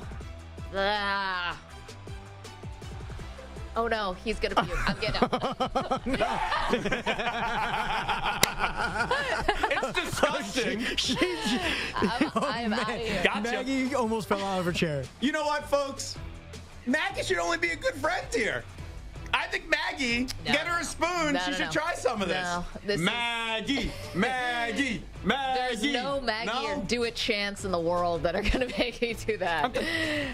It'll be like your son. Ready? Chugga, chugga, chugga, chugga, choo. No. I'll take another bite of this, though. Oh, man, you're enjoying it. Not that bad. It tastes like crap, but it's not that bad. That doesn't make any sense. Like, it's disgusting. You're high on ranch. But I don't want to throw up right now. Oh, good. Great. I'm very happy. You want some cactus candy, by the way? These are actually pretty good. No. I also don't want any of that. Should I dip it in? No stomach in the history of mankind has had ice cream, ranch, and cactus candy in it at the same time. Cactus candy, it's like this gelatin sort of gummy. It's a flattened Swedish fish. Yeah, it's a flat and sweet. Yeah. Swedish fish, yeah. Uh-oh. I don't want that on my hands. Oh, boy. Let's really get it in there. Like, I'm disgusted by this. Oh, wait. Okay, so give me your college football player who you thought was going to be great. It turned out to be a bust. Sure, Maggie. Hold on. Let me get another scoop of ice cream of ranch in my mouth. As a Patriot fan, I really wanted Vernon Gholston. Oh. Then the Jets drafted him, and that guy never had a career sack in the NFL. It was wild. And I really wanted Vernon Gholston, and then they ended up getting Gerard Mayo, and he was pretty damn good for the Patriots. Yeah, it might be your future head coach after Bill Belichick retires. No days off, no days off, no days off. We're just here eating ranch and ice cream, okay? Something about this is so disgusting to me. The fact that Zach's liking it is making it disgusting. Yeah, this exceeded my expectations. Well, we have to talk to Bryson Stott and tell him, you don't have to be stoned and playing Fortnite to enjoy this. That one was bad. Oh, no. Matt Leinart. Oh, no. Matt Leinert's a good-looking man. USC quarterback. Won a Heisman. I thought Matt Leinart was going to be great. It's hard. What was it, Arizona Cardinals, right, where he was drafted? You're walking into a tough spot there. Not a lot of great quarterbacks coming out of the Arizona Cardinals. And I'll give you one more. Okay, go ahead. Take another bite. No, I am. But before I do that, I'm just going to watch the tape here. I'm looking at my playbook here because this guy didn't do it whatsoever. Hold on. Every time he takes a bite, I want to throw up. Jamarcus Russell. The start of one great pro day. Yeah. And everyone's like, he's like the greatest quarterback we've ever seen. As a young kid, I was one of those morons that fell for the hype. And Jamarcus Russell was a bust. Well, you and Al Davis, right? Yeah. Both fell for the hype. Jamarcus Russell out of LSU. Those are pretty good. All right, now this is getting disgusting. You're getting to the bottom there. You got any more for us? Those are your three. Oh. You know got what? Another one for you. Can I jump into a hot tub when I eat this ranch ice cream? Here we go. One more time. Josh Rosen. Disgusting. All right, I'm done with this. That's really gross. Josh Rosen. I also thought he was going to be pretty good. Yeah. You know what's going to happen? It's going to be later. Yeah. This is going to come back around. Yeah. Load management in the NBA, load management in the in the toilet coming up later. Oh my gosh. Pepto-Bismol. Let's get a little sponsorship money coming in. Can you feel it already churning, the ranch dressing in the ice cream? No, it just it's weird. It just tastes like crap. It's not good. It's disgusting. Yeah. But there's sometimes you eat gross things, you're like, oh my God, I gotta throw up. Yeah. This wasn't one of them. And I added more ranch dressing in there. The texture of that is just wrong. Come on, Ack. You want some, Ack? No, thank you. Now, Maggie, since you're like the head coach of this. Yeah, sure. Should I do the Gatorade bath on you? Absolutely not. Again, youtube.com/CBS Sports Radio. If you're hanging out in the chat right now or watching on YouTube, if you could hit subscribe. I mean, let's not let this great effort of Zach's go to waste. By the way, you know what's weak here? What's up? I'm just all by my alone here. No one helped me out here. Nope. They got EJ, you got Samter, all these guys that are good, diligent people here at CBS Sports Radio. No one will take a spoon and join myself and Bryson Stott. Not a chance. You know what? Just Guys can't are lame. do it. L7 weenies, you guys. You know? Losers. I feel like I've proven myself in many a food challenge. This is not one where I feel like I got to jump in. You know, the part is, like, I would almost consider doing it, but you've doubled, tripled, and quintupled dipped so many times. I'm more nervous about sharing a spoon and a bowl with you than I am with the ranch. I think you'd be fine. Come on. What's going to happen? You get a little cold, all right? Be out for a few days. You'll be fine. Well, we had a robust conversation about mono yesterday. I don't know if that's still going around. Was Sam Darnold on your bus here? You know, I was not a huge Darnold person, not like people we know. I'm seeing ghosts right now, by the way. I will. I bet you are. You'll be lucky if that's all you see. Zach gets checked into a hospital later. What, is there ranch in his system with mint chocolate chip? Like the doctor comes out to talk to your parents, like we got bad news. Just pull the plug, guys. The ranch expired in 2004. If you see a light, Zach, don't run towards it. Okay, couple that I thought were going to be really good when they got to the pros. Totally fell for Jadeveon Clowney. Really thought Clowney. But was he a bust? Well, was he as good as a number one overall pick? No. You know, he had the microfracture surgery, right? But no, this is really starting to settle in now. This isn't good. See, EJ said you were walking in all confident like you're Vince McMahon. Coming up later, we're going to be talking about Jared Goff if he got disrespected. You know that's going to happen. Just when you think we're in the clear here. And Maggie's really near to me right now. I am very close. So is Ackerman. He's getting nervous. I'll call myself out on a couple others. Yeah. I thought EJ Manuel, before he got drafted to the Bills, this is at FSU, I thought EJ Manuel was going to be great. Yes. And this is a little bias. Humble brag, went to FSU and interviewed EJ Manuel and Jimbo Fisher. He was the most impressive person I had been around in college. Like, I'm surprised Manuel, he's not a bigger media star. Yeah, he could be. He was so, like, poised, mature. I mean, this dude was so charming. I was like, this guy's got it all. I didn't see enough of him, but when I had Trey Lance on a year before anyone knew who Trey Lance was, one of the most polished people I've ever talked to. Yeah, and I didn't think it was fake. It was like, it felt like it was real. It wasn't like a robot, like a Russell Wilson, type of thing. I thought Brady Quinn might be pretty good. Who didn't love Brady Quinn? Joke's on, I mean, I like Brady now, great broadcaster, but the joke was on me there. And another one I'll give you, two more, running backs. Ron Dane. Oh, yeah. I think we all thought Ron Dane was going to be good with our pal Tiki down the hall. And then Bryce Love had a 2,000-yard rushing season. He did get hurt the next year. So Bryce Love was the running back who came to Stanford after McCaffrey. Yeah. And the 2,000-yard season, I was like, oh, this guy's going to be a beast. Then he got hurt, and he never really was the same. For your football team, what's the one draft pick all these years later that you still get annoyed about? J.P. Lossman. Oh, yeah. Okay. I mean, I'm sure there's more. We could do a whole show on this. I mean, EJ Manuel ended up being a terrible bust for the Bills, but I'm going to put some of that on Doug Marrone and the coaching staff. Well, I was shocked that EJ Manuel was the pick because, remember, Marrone was at Syracuse with Ryan Nassib, and everyone thought it was going to be Ryan Nassib, and then it but wasn't. Nassib wasn't close to a first-rounder. No, but some people thought he wasn't going to pass up on his guy. So the real thing that happened there, just quickly, no one cares about this Buffalo Bills history, but I'll just enlighten everybody. They actually did sign Kevin Cobb that year, and he was supposed to be the starter, and EJ was supposed to be the backup, and Cobb got like his 100th concussion and had to basically quit football, and EJ got thrown into a starting role way too soon. I think he got traded from the Eagles to the Cardinals, I remember, but Kevin Cobb, people loved him in Philadelphia. Definitely. I got one from my team. You mentioned one of them, Vernon Golston for the Jets. The other one, Kyle Brady. Because Warren Sapp was on the board, and I guess he smoked weed one time, and everyone was like, well, we can't. Let's go tight end, Kyle Brady. Not even a pass-catching tight end, a blocking tight end. I would love to be so naive Brady. After. So he only smoked weed one time. Yeah, right. Sure, that's all Warren Sapp did. Well, that's a different game. That's a who your team could have drafted and did draft this person. That's the Jets. I mean, I hate to say it, but this is like decades. You know what the weird thing is? The Jets have actually had some really good drafts. Yeah, Sean Sam Ellis, John Darnold Abraham, and Zach Hugh Wilson Douglas. were great. Well, not quarterbacks. Darren Lee. Darrell Revis. Well, D. Milliner was another one also. Milliner, yeah, a blind squirrel could find a nut once in a while. Yeah, the Jets have drafted. Sauce Gardner. Give me Breece Hall. Okay, I mean, the Jets have had a bunch. That's in the last 5 minutes. I like we how put you Breece Hall in the Hall of Fame now? Exist. Come on. But also, I mean, come on. That's really yachting over a lot of Jets bad draft mentioned picks. the Bisque. Yeah. You mentioned Sauce Gardner. You mentioned Revis when he goes in as a first ballot Hall of Famer. Anyway, 855-212-4CBS, 855-212-4227. Zach, we bow to you. Nice job. Yeah, this is gross. Yeah, now you tell us. It's disgusting. You did it. I'm really annoyed no one else tried it. I'm not expecting you to try it, Maggie. But the other people, EJ, Samter, yeah, I thought it was weak. They could have lent a helping hand here.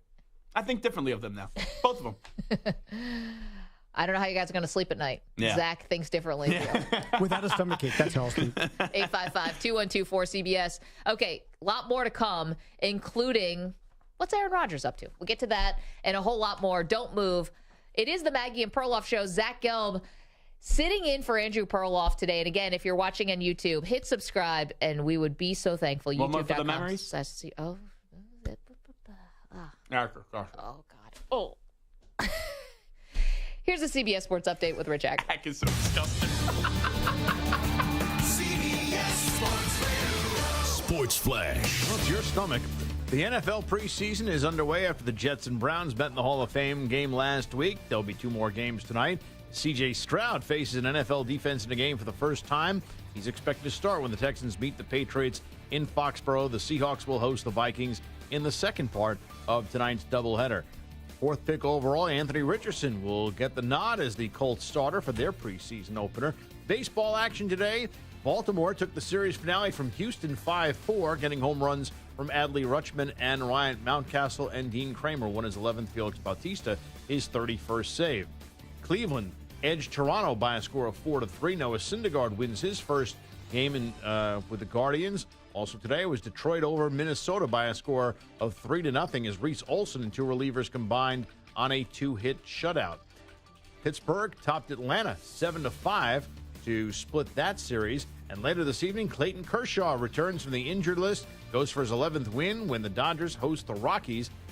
Kershaw held the Colorado to 1 hit over 6 scoreless innings in his last start back in late June. I'm Rich Ackerman. He always has a rant. He always has a take. He's Jim Rome, and he's only on CBS Sports Radio. CBS Sports Radio.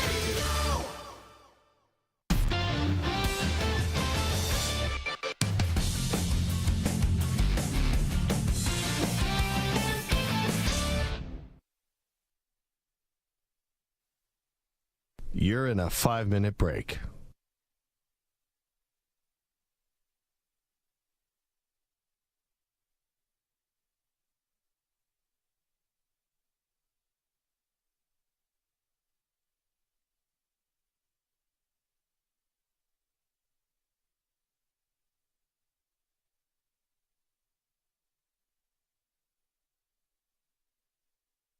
Four minutes, 30 seconds remaining.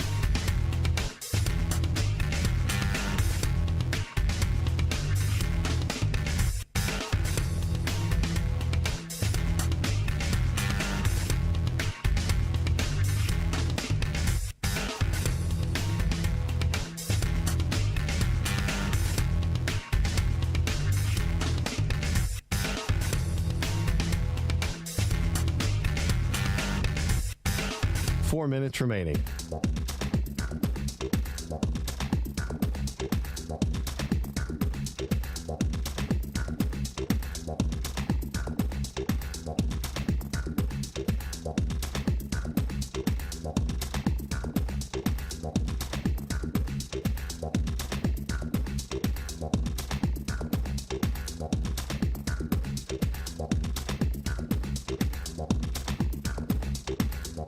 Three minutes, 30 seconds remaining.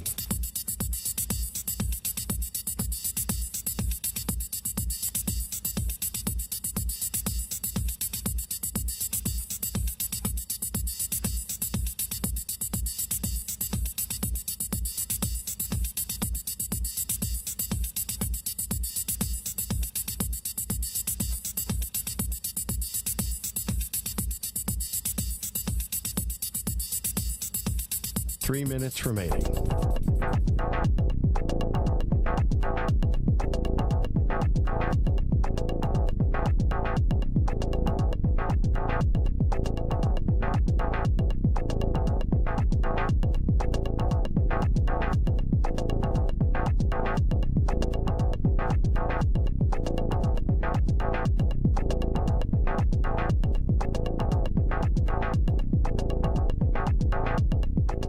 minutes, 30 seconds remaining.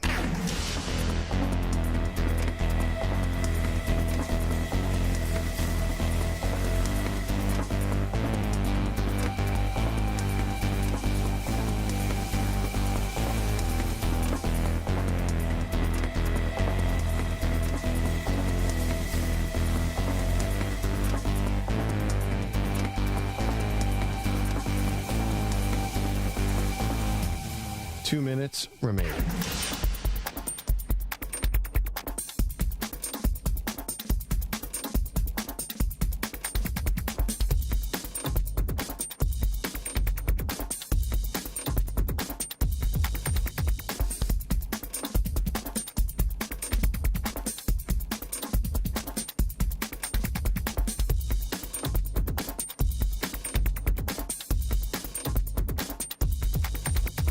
One minute, 30 seconds remaining.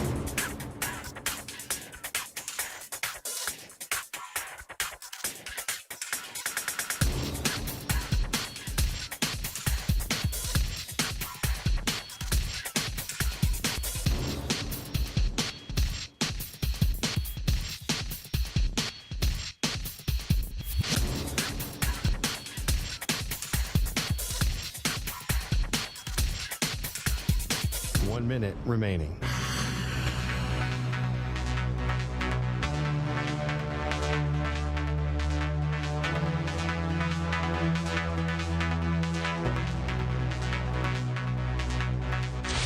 Five seconds remaining.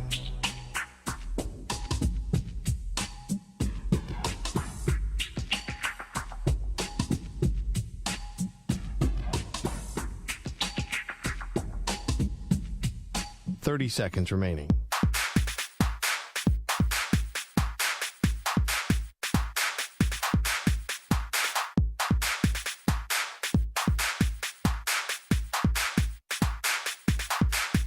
Fifteen seconds.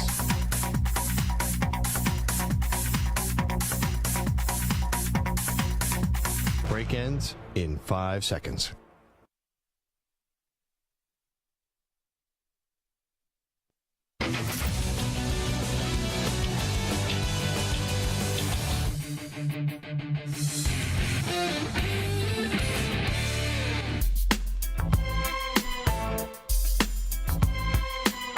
Welcome back. Maggie Gray, Zach Gelbin for Perloff. Zach digesting. Just ate some mint chocolate chip ice cream. When I say covered in ranch, that was actually like 50-50 ice cream and ranch. I mean, you did not shortchange the audience there, sir. If you're going to do something, you got to do it right. Yeah. Now, I don't know if doing it right is eating ranch and ice cream. Yeah, that whole thing is wrong. But if we're going to do it, you better do it correctly. How you feeling? I think I'm fine. Okay, you think? Yeah, the I think part was... I was saying to Sam commit yet. I was saying to Sam during the break, when I eventually belch at some point in the next few hours, that's made bad for me. If that happens and no ice cream or ranch comes up, then I know I'm in the clear. So we all just get to wait and see. You're taking a time bomb. Yeah, I know. Thanks. I feel like now I'm walking with like a weight over my head. I thought the Joe Burrow bet was like anything could happen at any moment. Now I want to throw up. And I know that this may sound hypocritical because what I just tried.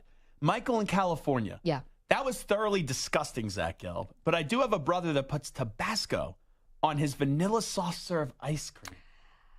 Now, what's funny is that Mike in California is an amazing chef. Now, like, we've never tasted the food, obviously. We've never met Mike before. He's in California. We're in New York. But the photos are amazing. He's got all of his techniques, the smoker. I mean, he's the real deal. It's AI. What's that? It's AI. It's AI. No. He's a real person. He calls the show. I mean, that could be a computer. No, he's a real guy. He's awesome, and he's always making really intricate and unique dishes, and maybe his brother's onto something here. Like, I'd be willing to maybe try that before the ranch. Yeah, I can't really crush Michael in California's brother because I just put ranch and ice cream in honor of Bryson Stott, but... hold on. God. Sorry there, Maggie. Wow, I smell that over here through the soundproof glass. I've never wanted to be a producer more in my life just so I can get out of the studio. But with that being said, I don't know. I feel like when you want to eat ice cream, it's a real hot day and you want to cool off, and then just a natural hot from Tabasco has to mess with your taste buds. That's probably true. Now, we had to add a little extra layer here as Zach was eating the ice cream with the ranch on it. And while he was doing it, we continued to do the Sports Talk radio show where Zach was also naming players who were great in college we thought would be great in the pros who were not. And you did that and you know why we did that? Because then we'll get like Eggface 26734 that will go, oh, here's radio. They don't talk about sports anymore. So shut your mouth. We ate ice cream with ranch and we talk sports. So that's why I went to school at Temple University for that reason. Ranch, ice cream, and sports. I'm sure the journalism school is going to be very proud of you. I'm sure GW school proud of me. But we have some more entries into they were great in college. You thought they'd be good pros, and they were not. Eric is in Portland. He's got a good one. Eric, how are you doing this afternoon? Oh, pretty good. Yeah, it pains me to say because I'm a huge Oregon Duck fan, but Joey Harrington. Man, the Heisman finalist, the big billboards in New York. I mean, everyone will remember the Heisman campaign for Joey Harrington, and it just didn't work out for him. Now, here's the thing, Eric, and thank you for the call. I think you get a pass if you get drafted by the Lions. I know Matthew Stafford ended up, going to the playoffs, whatever, but it's that the Lions, do not have a history of great quarterback. Well, there is a cutoff, and the cutoff is once they drafted Calvin Johnson. Not that they hit on every draft pick, but they did well in the first round after that for the most part. But, remember Roy Williams and Mike Williams and Charles Rodgers? It was horrible. Yeah, Matt Millen. Yeah. But then after that, misses. Calvin Johnson, Matthew Stafford, Ndamukong Suh. There's also some bad names in here as well. They weren't 100%, but it's not as if every draft pick for the Lions for a while in the first round seemed as if it was the worst thing. Right, but some franchises, when quarterbacks go there, you're just like, it's going to be working against you, like Chicago and Cleveland. Yeah. Anytime the Browns take a quarterback, doesn't matter if it's Brandon Whedon, who entered the league with an AARP card, or if you drafted Johnny Manziel. Did not matter. Yes. Michael is in Ohio. He's got a couple more. Michael, how are you? I'm good. How are you guys doing today? Doing excellent. Zach, always great to have you. Thank you. Got a couple real quick about the. I give you a lot of props for doing the ranch and the ice cream, especially mint ice cream. That's just I couldn't really watch it when I first turned the TV on. But I have one of my employees that works for me. He's actually from Mexico, and every day at lunchtime he has a bowl of watermelon, cantaloupe, honeydew, everything, and he puts Tabasco on his fruit every single day, which is disgusting. See, I kind of get that, actually. I'm a big hot sauce person. I love hot sauce, but not on fruit or ice cream. No, if you're in Mexico, there's this seasoning that they put on fruit there, and the name is escaping me right now. Well, I'll find it. But it's you dip in it, and or it can just be on fruit, and it's delicious. It's kind of sour, salty a little bit. Mm-hmm. Yeah. Okay, I got a couple busts for you guys. Okay, go for it. First one, I got Jujana Carter from Penn State, Heisman Trophy winner. That was a big one. Yeah. Another one I got, Brian Bosworth, the Boss. Yep. And the one that hurts me the most is Archie Griffin from Ohio State. I know. Now we're going back a little far there. Archie Griffin, what a prince of a guy, too. The nicest gentleman you'll ever meet in your life, Michael. Thank you so much. Michael has some underwear older than me. I'm just going to assume when you're throwing out all these names from the past. Jeez. Our pal Nick in Texas, Marcus Mariota, also talking about Joey Harrington, also with Mariota. I never thought Mariota was going to be a real slam dunk awesome pro. Neither did I. And he won a Heisman. Yeah. But I would say more so from that draft class, Jameis Winston over Marcus Mariota. See, but Winston came in. He had the cloud sort of things that had gone on off the field at Florida State, and I was always this could be a little dicey because the off the field stuff might catch up to him. Turns out, it's more like an interception problem, and he's had a couple other things. But Trent Richardson says Wade Watkins. That's a good one. And he kind of, got traded for a first-round pick. Two teams thought he was great. And he was enormous. You looked at him, you go, that's a linebacker playing running back. And then when you had Derrick Henry get ready for the draft, people go, oh, he looks too much like Trent Richardson. You can't draft him. And look at the career that Derrick Henry had after what was a slow start in Tennessee. Let's go to Thomas is in Wyoming, has got a good one for us. Hey, Thomas, how are you? Hey, guys. Good to talk to you. Thanks for making the call. My guy is Rashaan Salam, Heisman winner from Colorado. Totally. I think everyone thought that he was going to be a huge thing, and it never ended up happening for him. Thomas. Yeah, I really thought he was going to be like that Derrick Henry type running back, how Derrick Henry has been his career. I really thought Salam was going to be that type of runner in the NFL. Hey, you weren't alone. Thomas, thank you so much for the call. Okay, so it's called tahine. That's what the... Oh, yeah. Right. It's delicious on like papaya... not papaya, on mango. Delicious. Probably papaya too. Zach, you big papaya guy? Yeah, no, I am, but I was lost there for a second. We go from mango to papaya. Chris is in Texas, our pal Chris. Chris, this is a good one. Who was the player who, coming out of college, you thought was going to be amazing and they just weren't? Ricky Williams. I know. And Ricky Williams, though, go ahead. That hurt because I'm a diehard Longhorn fan. Chris, we know you're Texas through and through, pal. Thank you for the call. The thing about Ricky, though, and like knowing a little bit more about his story is like, it was almost like, I think this is too strong a word to say identity crisis, but there was a part of him, I think, that was like, hey, you're only looking at me as a football player, and I've got so much more to give than that. I think he like kind of fell out of love with the game. But would you call him a bust? Because I would not. I wouldn't either. When I think of a bust, it's you never did anything in the league. And I'm not saying with what the trade was, it was worth it and justified. I get that. But the guy did have 10,000 rushing yards in the NFL. Yeah, I don't think of Ricky as a bust. I think that's why this conversation is a little bit more nuanced. It's not, just were you a bust? It's we thought you were going to be like an all-time great or so good. Not all-time great. We thought you were going to be amazing, and you just weren't that. I'll give you one more. Yeah. Do you consider Reggie Bush a bust? I do not consider him a bust necessarily. He was disappointed. But his pro career was definitely disappointing. Of course, coming out of USC with that type of fanfare. Yeah, and by the way, just a little PSA here. Can we give the guy his Heisman Trophy back? Oh, yeah. If Johnny Manziel still has the Heisman Trophy, what's the difference here? Yeah, that's true.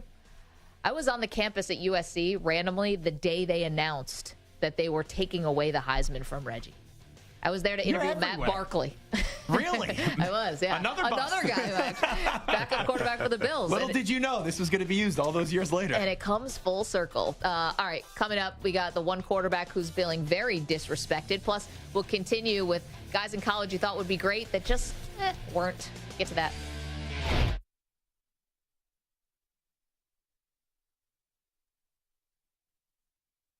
You're in a 5-minute break.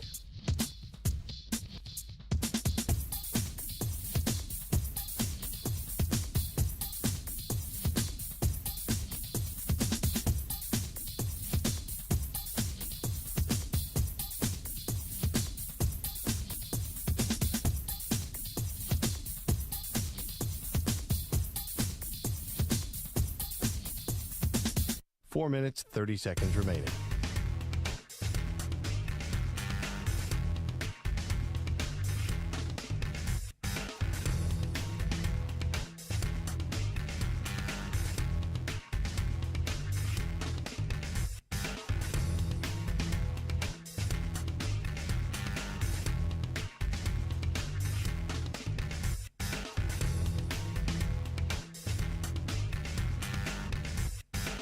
Four minutes remaining.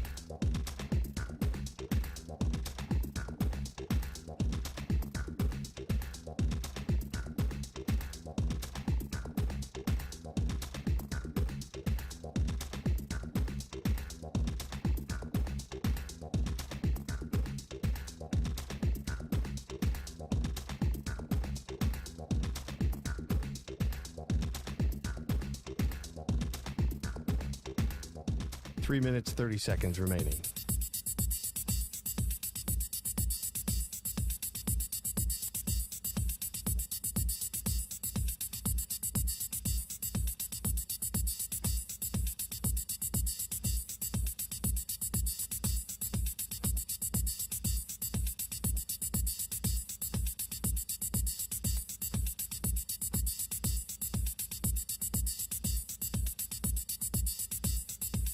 Three minutes remaining.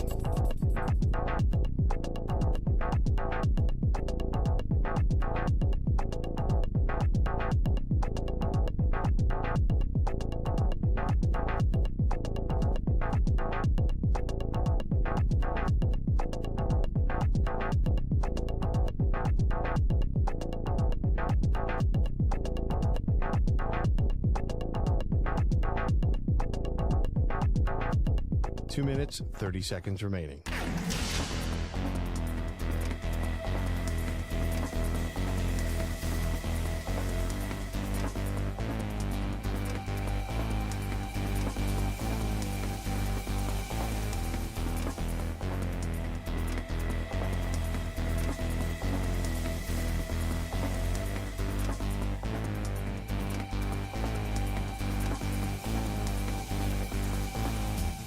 Two minutes remaining.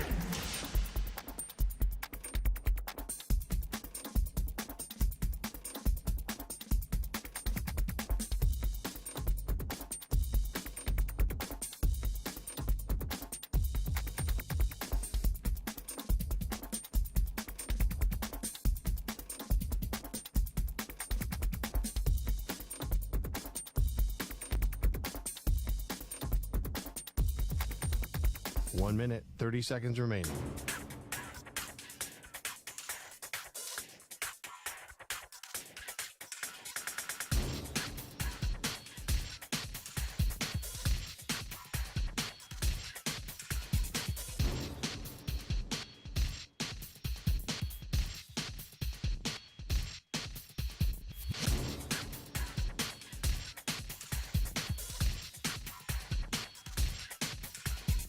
One minute remaining.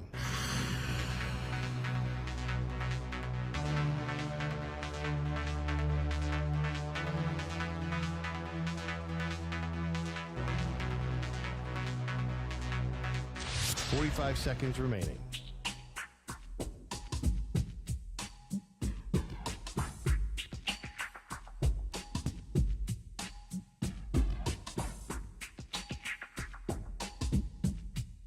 .30 seconds remaining.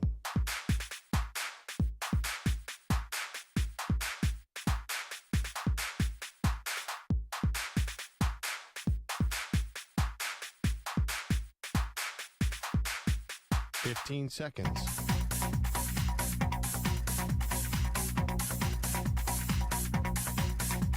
Break ends in 5 seconds.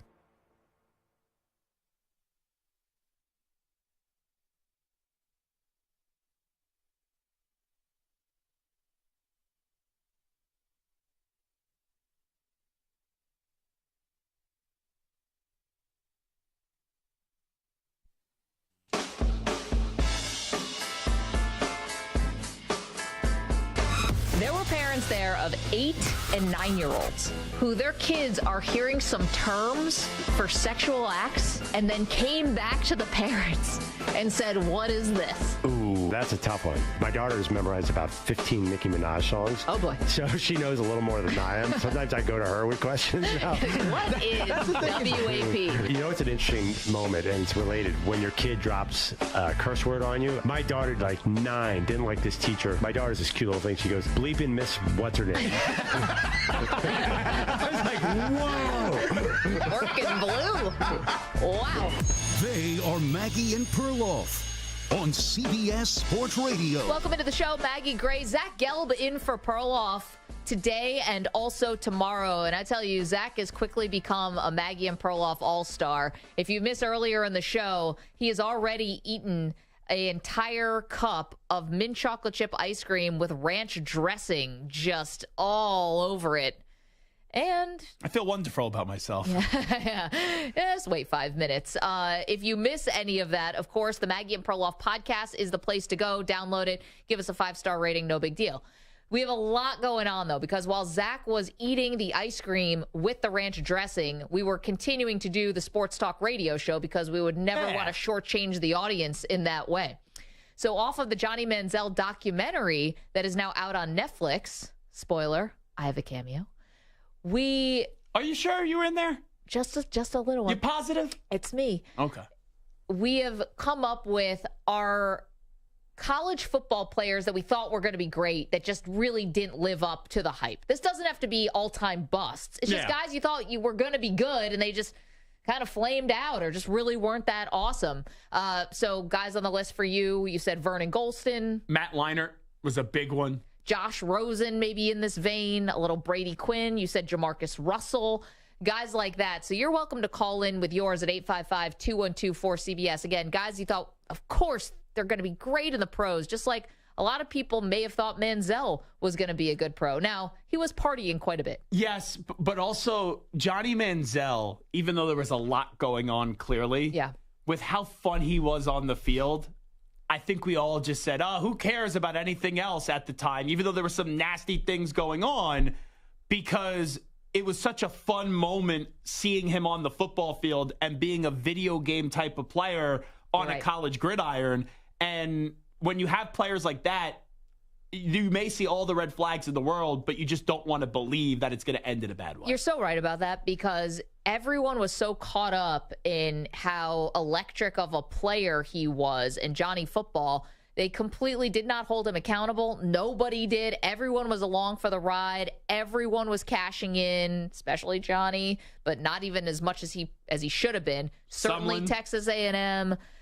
Cliff Kingsbury got pretty famous off of that, even though he was a football player in his own right. And also the time with the conference change and then them really getting put on the map where it's, okay, they could go compete in the SEC and embarrass in that game Nick Saban. Yeah, to win in Tuscaloosa. So we'll get to a couple more of guys you think, guys you expected a lot from college. It didn't work out. Daryl is in Oregon's got a couple for us. Hey, Daryl, how are you? I'm good. What do you have for us? My two, I've got two of them, are Vince Young and RG3. Man, RG3 is a great one, Daryl. Good call there. Thank you for it. Because RG3 also won Offensive Rookie of the Year. So you were expecting a lot after he won the Heisman at Baylor. And then he goes and actually wins, as I said, Offensive Rookie of the Year. It's all going great. And then he got hurt. With Andrew Luck also being in that draft class. And Andrew Luck's another guy, I wouldn't call him a bust, but when you are supposed to be this generational talent and we talk about you for all these years and you're a can't-miss prospect and we're expecting you to have a 20-year career, I appreciate what Andrew Luck did because he made a promise to himself. If he ever has to miss practice again consistently, that's when he knew it was going to be time to walk away. And who's going to really honor their word when that happens in the moment? And you have all this cash to make, and I know it's easier, right, because of who his dad is and things like that. But that, to me, was also someone that everyone thought Andrew Luck would be going to the Hall of Fame one day, and he's not. Yeah, I mean, listen, the guy at least went to the playoffs. I mean, he does have some highs. Not a bust. Big comeback in that playoff game, if I'm not mistaken. The one thing about Against Luck, the Chiefs, yeah. The one thing about Luck, though, and listen, he was dealing with injuries and all that stuff, and an offensive line couldn't protect him or whatever, but the timing of it never sat right with me. You know, the timing. About the preseason game? Yeah. Mm-hmm. That was something that always just kind of like stuck with me. Not that he should have had to play if he didn't want to play, but that was tough. But you know who I fault it? I don't think it would have been, it still would have been a shock, and it would have been, oh my goodness gracious, I can't believe what I just saw. But people in the Colts organization screwed him over multiple ways. But at the end, how Adam Schefter, who I know is as plugged in as anybody, as good as an insider as there is in any sport, how Schefter got that news, someone in the Colts organization couldn't keep their mouth shut. Yeah, well, I mean, only a few people there. Well, also, I mean, the best way to keep a secret between three people is two of them are dead. Like, you can't have that kind of news. It's going to get out there. A couple more for you here. Let's go to our pal Mike in California. Hey, Mike, what's up? Hey, guys, how's it going? Mike, Zach was really wondering, you are in the chat, youtube.com/CBS Sports Radio. Mike's Mike. a great Guido, great chef, and he said your brother is putting Tabasco sauce on vanilla ice cream? Yeah, that's disgusting. Hey, Michael, more importantly, before you give us your player, when are you coming into New York City and cooking us all up a meal here, my guy? You know, I actually was planning on trying to get down when you guys were in Phoenix last year and bring some stuff down to you guys, but it just didn't work out with my work schedule. Oh, man. Well, that's okay. We will just salivate over the photos. What's on the menu for this week for the Guido's recipe book? Tomorrow is going to be the stuffed pork loin roast. Say no more. It with cream. I take cream cheese with homemade barbecue rub, a little bit of diced jalapeno, a little bit of habanero in there. Put a layer of that down. Then I put the pre-roasted garlic and mushrooms on top of that, string it up and tie it up, and then smoke it for about 3 hours. Then it'll get coated with the mango habanero hot honey glaze tomorrow. That would kill me. Like, slow clap for Mike. I mean, the creativity, and I'm sure the execution is going to be on point. Who do you have as your college player you thought was going to be great who really didn't do well in the pros?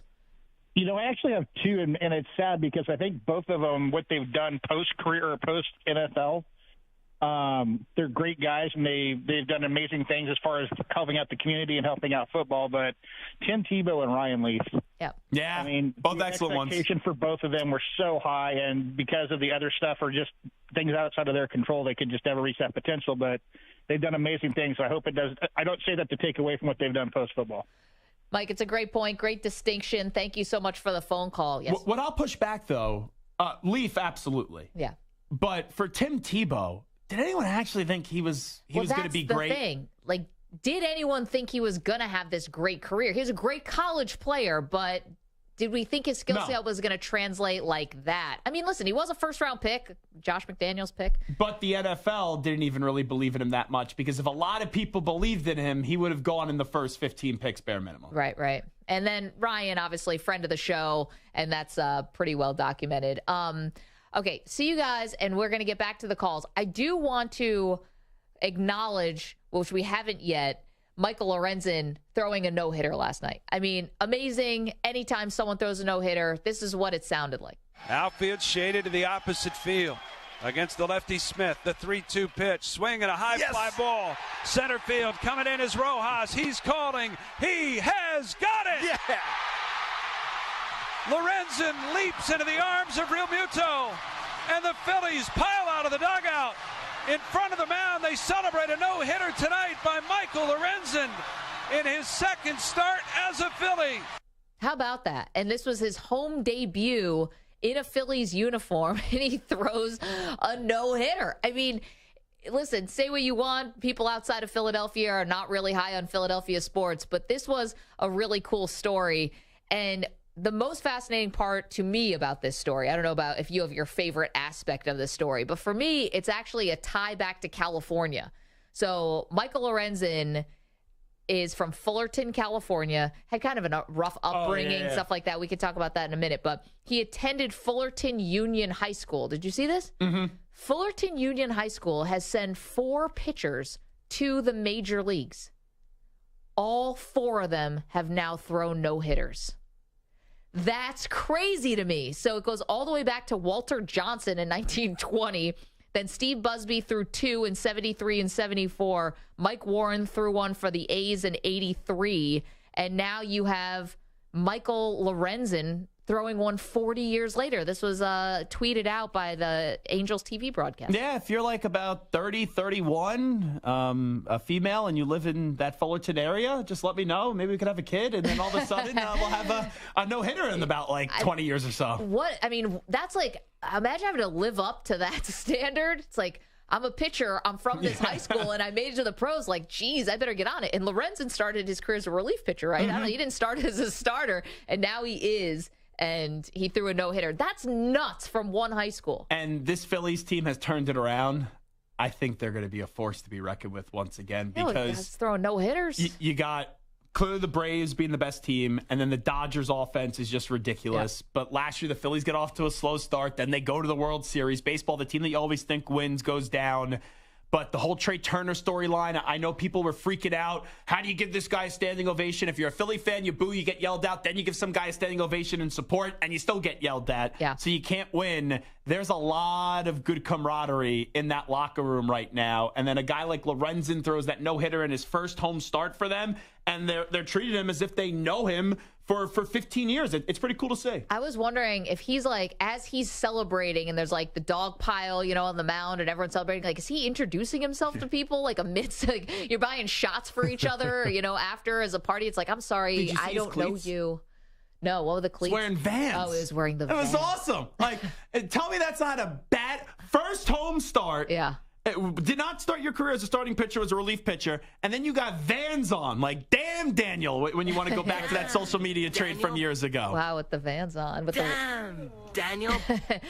There was so much about this to like. There was another part of it that I thought was interesting, which is the TV broadcast. So we played for you the Phillies radio broadcast. The TV broadcast after the show after the game. Asked him, like, your father's not with us anymore. He passed away a couple years ago. What do you think he'd be thinking right now? Yeah. And he's like, I'm getting emotional. I'm getting choked up. So I'm like, oh, wow, he must have had, like, this amazing dad who was, like, with him every step of the way and, like, super supportive. And I went back and looked and just did some research on it. His father was supportive of him, but his father was someone who was an alcoholic, who was broke the law, who was in and out of jail his whole life, had trouble with his mother.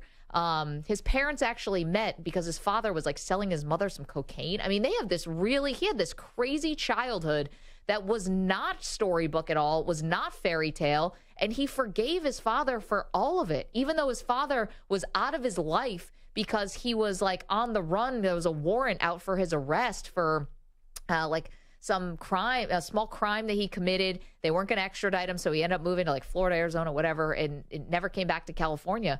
But he like found it in himself to forgive his dad. So when you're having that post-game interview and he's like, oh, my dad looking down on me, his dad was not perfect by any stretch, and the whole family had a lot of trouble, but he like worked past it. Yeah, pretty amazing. And I also think it just shows you, even if your dad does some awful, terrible things, you always still would hope to have a relationship with your father. And it's sometimes just tough to separate that, even when dad wasn't the perfect role model for you. Got very religious too. But anyway, 855-212-4CBS. Let's quickly go back to our college football players who we thought were going to be really, really good pros, just did not end up happening. How about Mark is in Myrtle Beach? Hey, Mark, how are you? Good. How you doing? Doing fantastic. Who do you have for us? I actually got 3, and they're all Bengals, but number 1, Peter Warwick. Yeah. Number 2, Kashana Carter. Yep. Number 3, Achilles Smith. And Achilles Smith that we have not had yet, and Peter Warwick we didn't have yet. Thank you for the suggestions, Mark. Man, Peter Warwick was going to be so good, wasn't he? He was a dog at FSU. He was good. He was the best player in college football. He just got to the NFL like 5 years too early. The league wasn't ready for his like, slot style. Yeah, he was ahead of his time, and the league couldn't adapt to him. Actually, can you mark that down, Samter? On-air production meeting next Wednesday's great debate. Guys who were too early for their generation or too late. Yeah, all right. You going to bring Tiki Barber into that conversation? Yeah. Down the hall? Hey, Tiki. He could. Imagine be part of it. Like, arguably a Hall of Fame career for Tiki Barber. But if he played now, he would be a fantasy football top 5 pick every year. I also think it's like guys in the NBA who are great 3-point shooters or like 3-and-D guys who now would get paid like $50 million a year. Or think about some of those point guards in like the late 90s, early 2000s, a Stephon Marbury, a Baron Davis, guys who could shoot the ball and also get to the rim. Remember, they were playing with like 2 lumbering big men clogging the paint. Like we needed see how a big man. Yeah, we see how Kyrie Irving, Steph, these guys just chop up defenses and get in the paint or shoot threes. Like those guys have space to do that. Like imagine if Stephon Marbury or Nick Van Exel got to play back then. Nick Van Exel makes an appearance in the first episode of Hard Knocks. Yeah. How about that? Getting his degree from Cincinnati with Sauce Gardner. Maggie will also be in his documentary in about 15 years. How do you know I'm not? A little cameo in the Manziel doc. Sam is in Arizona. Hi, Sam. How are you? Hey, pretty good. What do you have? I got 3 great ones from the Detroit Lions, Joey Harrington, Chuck Long, and the all-time greatest quarterback in college, Andre Ware. I know. I was thinking about Andre Ware. I'm like, man. It's really hurt. He got paid so much to sit on the sideline. Well, that's what I was saying, though. It's like Detroit Lions quarterbacks. I know Stafford did a lot to turn that around, but for a while, you get drafted by the Lions as a QB. It's just not going to work for you. Yeah, it's like a place to just go and have your career absolutely ruined before it even got started. Sam. Yes, sir. That's for sure. Thank you so much. Thank you so much. Appreciate you making the call. These are great. Keep them coming. This is off the Johnny Manziel documentary, guys. You thought would be great in the pros, just didn't end up working out. You know who I would have loved to have been? Who's Sam that? Bradford. Oh, Bradford. The guy stunk in the pros. I think he won Rookie of the Year. He won Rookie of the Year. But look how much money he made. It was crazy. Well, that was right before they put in the rookie wage scale. Yeah, you want to talk about a guy that belonged in his era and is thankful to be in his era? Sam Bradford, because now he would have got 1 contract, and that would have been it. 855-212-4CBS, 855-212-4227. Yes. I'm going to give you one more here. Go ahead. And I think it's very fitting because I'm in this person's chair today. What about Carson Wentz? See, I didn't watch enough of Wentz in college to say he was definitely going to be great. But then gets into the league. Yeah. First year, he was talking about Sam Bradford. Wasn't even supposed to start. Bradford gets traded to the Vikings when you had Teddy Bridgewater go down. And then he played well. They went 7-9. The next year was going to win the MVP. Gets hurt. Still tosses the touchdown pass. Then ever since then, he was horrible. I know. And no longer a presence in this studio. Thanks to all the people who subscribe to youtube.com/CBS. I bring a lot to this show. I was a big advocate to get that poster out. And then ice cream and ranch. I'm going to put that on my LinkedIn. The fact that you got behind the Carson Wentz thing really helped me with Perloff, because he's like, I don't understand why does Carson Wentz bring bad mojo? And I'm like, well, it's not just me. Zach uses the studio, and it's DA is in the morning in here. Like, so you guys helped that you got behind it, because he couldn't understand where this was coming from. Yeah, it's like seeing a photo of your ex each and every day. Like, I was in Philly, absolutely loved Carson Wentz, was believing everything that people are saying about him, and then he just turned out to be one giant fraud of a human being. Yeah, it was 855-212-4CBS, 855-212-4227. Still feel a little bad that the donation we made to the Fargo, North Dakota Boys and Girls Club, we got very nice letters and emails from them thanking us for our very generous contribution. I thought you were going to say they heard the segment and they heard how mean you guys were to Carson that they rejected the donation for a second. First of all, no one's turning down money, nor should the Boys and Girls Club. We made it in good faith, but I really kind of glossed over why we were making the donation. Well, when it comes and goes and time is up for Maggie Gray, we'll see what the big fella upstairs says about that one. Wait a minute. We donated the money. 855-212-4CBS. Some kids are going to summer camp because of that. 855-212-4227. All right, coming up, we got more of your phone calls, of course, on college players that you thought were just going to be great, who ended up not being so great. Also, the one thing that no one is talking about when it comes to conference realignment in college, got that for you. Don't move. It's Maggie and Perloff. Zach Gelb in for Perloff today on CBS Sports Radio. You're in a 5-minute break.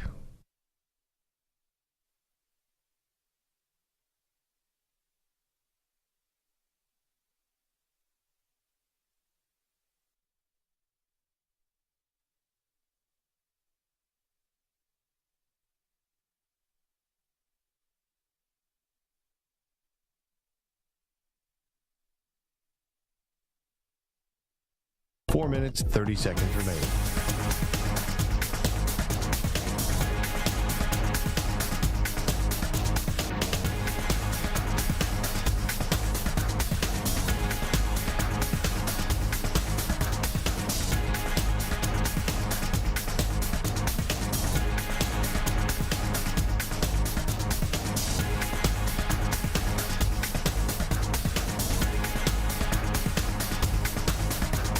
Four minutes remaining.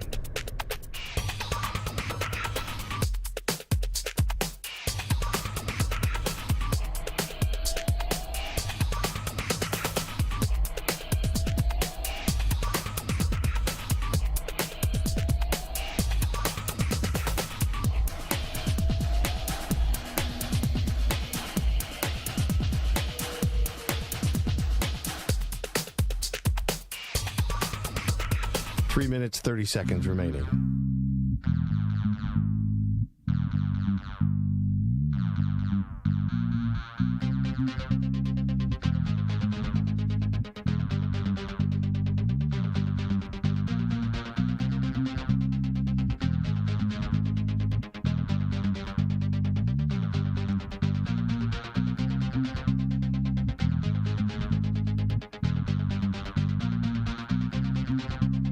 Three minutes remaining.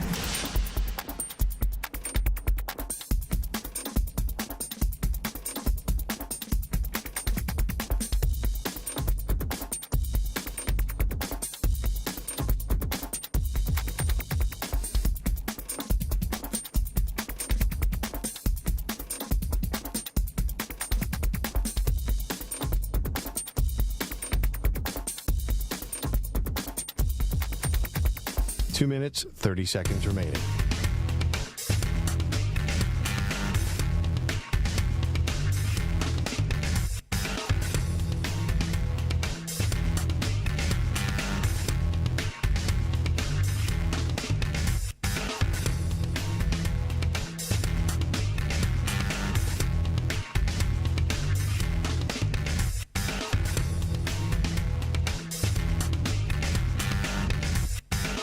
2 minutes remaining.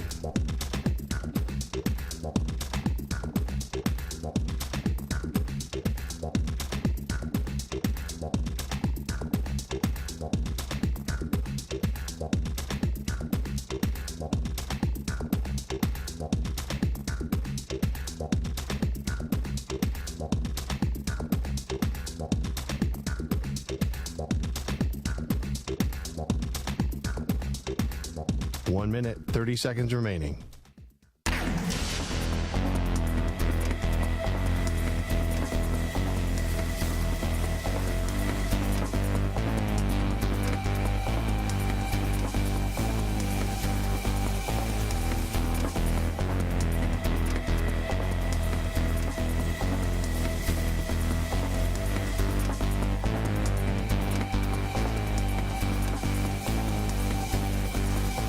Minute remaining.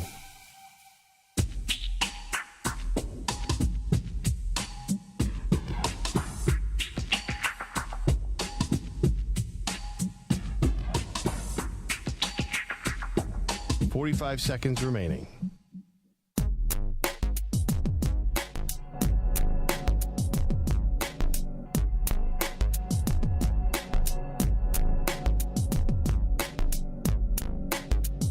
.30 seconds remaining.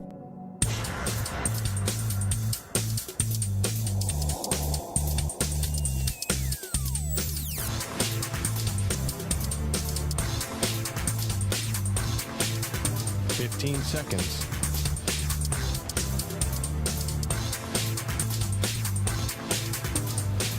Break ends in 5 seconds.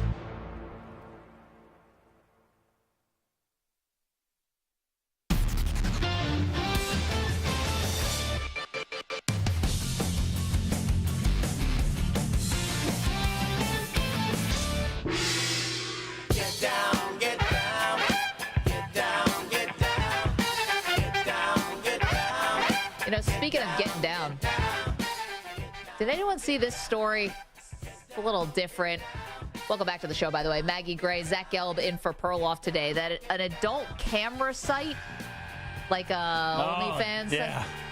They're offering Mark Jackson $1 million to provide play-by-play when people are getting down. Mama, there goes that man. Yeah, see, who wants to hear that? They apparently liked his catchphrase, that's grown man business. Like, first of all, Gus Johnson should be offended that no one came to him on this one. Would Gus want to do that, though? I don't think Gus needs a job right now. But honestly, like, if anyone's, Gus is, like, so over-exuberant, he'll make just a regular routine first down catch seem like you're the David Tyree in the Super Bowl. I think people would enjoy that if you're calling this type of play-by-play. So they just want him to do play-by-play of porn? Is that what you're saying? Yeah. Okay. $1 million. Hands down, man down. That's going to be interesting. I just don't understand. Like, first of all, is anyone asking for play-by-play on, haven't we been doing Bow Chicka Bow Wow for just whatever cheesy music? Do I sound very out of touch here? I don't know. I don't think so. No one wants to say anything. No, I just... Mark Jackson's not going to do this. Like, this is just, it's always this lame PR headline by all these pornographic sites. Yeah. I'm not giving him the shout People offered this to Joe Buck, I believe, before, which you could rhyme some things with there. Yeah. You could use your own imagination. It's too easy. It's too on the nose. When they changed the name of the Miami Heat, they lost the name. It was FTX Arena because of all the crypto. Yeah. One of these websites suggested, hey, we'll pay X amount of money to have our name be the name of the new Miami Heat Arena. Well, once you go do play-by-play for one of these websites, your broadcasting career is over. Now you'll get for Mark the bag. Jackson, his broadcasting careers might be over anyway. That's a good point. Maybe we'll see Van Gundy and Jackson a double team on the play-by-play duty. If you get what I'm saying. Yeah, well, that would be without Mike Breen. Though, would it feel a little? Bang! Now Breen might have it. Yeah. Puts it in. Yes. Go a little Marv Albert too. Well, Marv, he's got his own issues. Yeah. Yeah. 855-212-4CBS, 855-212-4227. Well, good luck to Mark Jackson in any future endeavors. Could you imagine Jim Nance doing that? Hello, friends. Hello, friends and creeps watching. No, just kidding. Al Michaels, do you believe in miracles? Yes! I think the Vern Lundquist just, oh my. Oh my goodness. What is that? Kevin Harlan right between the eyes. EJ with the winner. That was a good one. And Harlan likes to go outside the lines a little bit, right? Because he'll call the play-by-play when streakers come on the field. The man is drunk. So honestly, he has the most experience with maybe something even close to this. Yeah, the recruiting department over there, that website, they're going after the wrong kind of Mark Jackson, he's very religious. Yeah.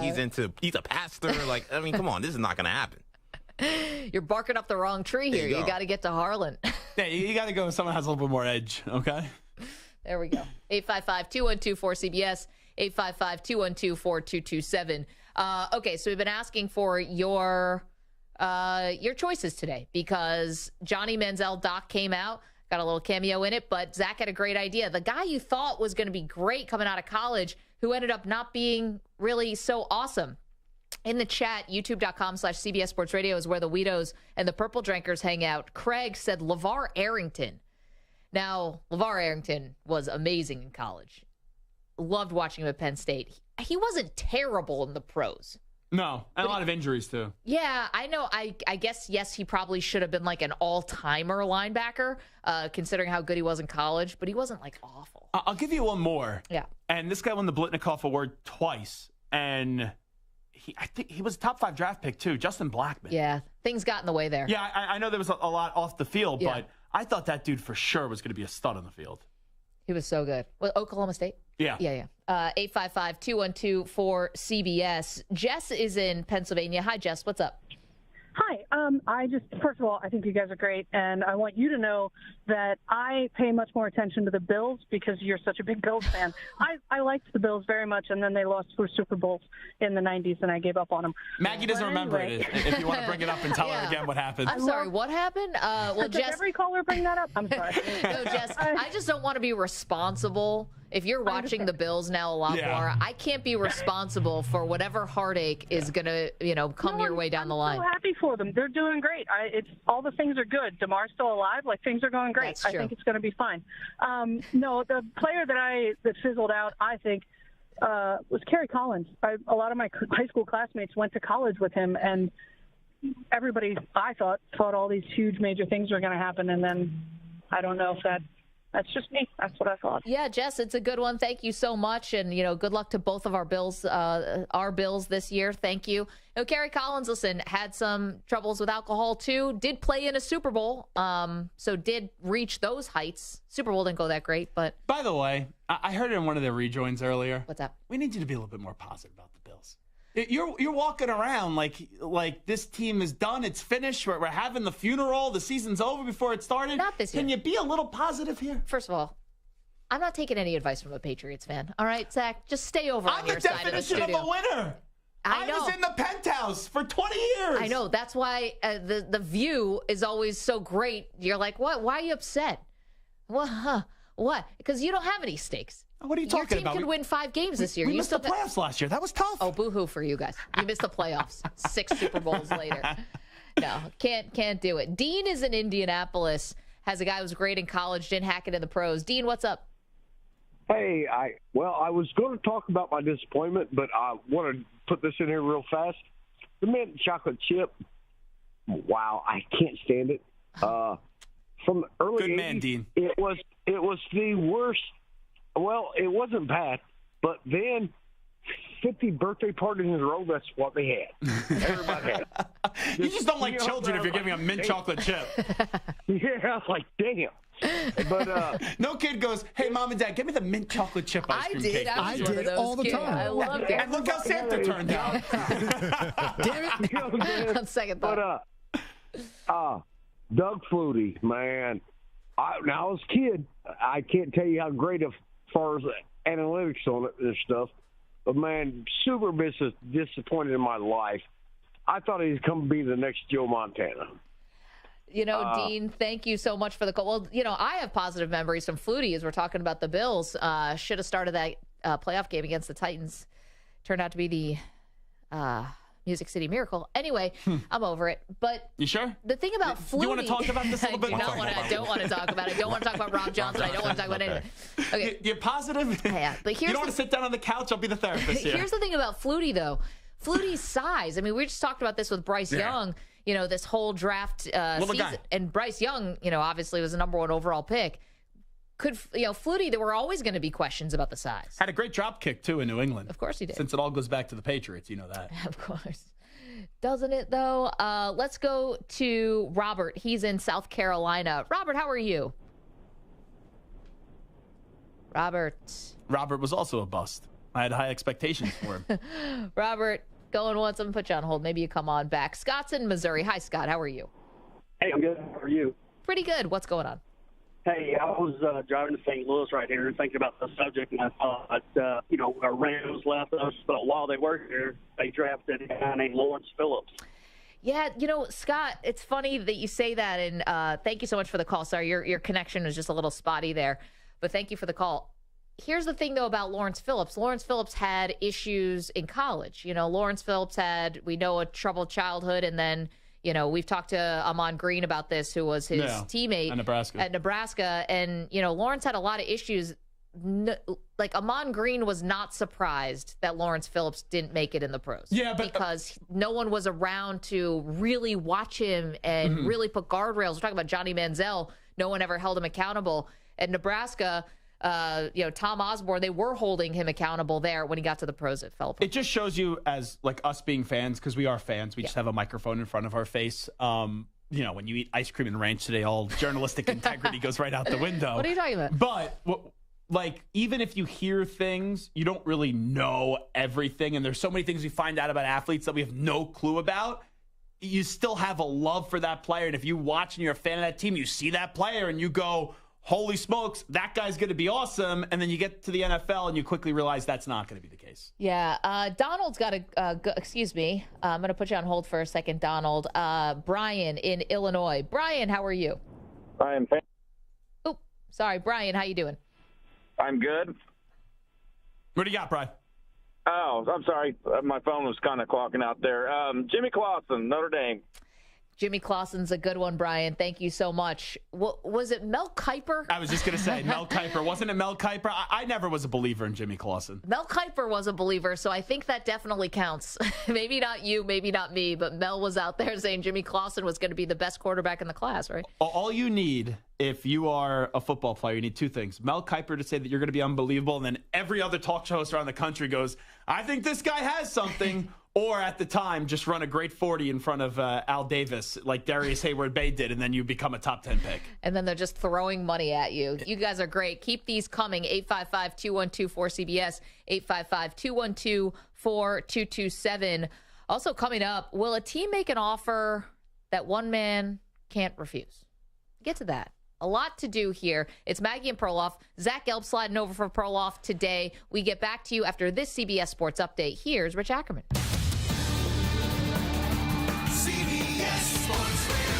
Sports Flash. Well, week one of the NFL preseason begins tonight with a pair of games. The Patriots will host the Texans, who are expected to start second pick overall, C.J. Stroud. And then the Vikings will take on the Seahawks in Seattle in the second game of the night. The Colts are going with their top pick. Anthony Richardson will make his preseason debut when they take the field for the first time this weekend. Baseball today, several afternoon games, and Baltimore edged Houston 5-4 to open up a 2.5 game lead in the American League East.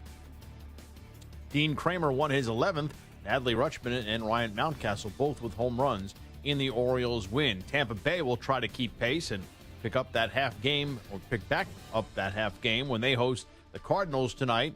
Right now, Detroit, a 3-0 winner over Minnesota today as the Twins managed just 2 hits in the series finale.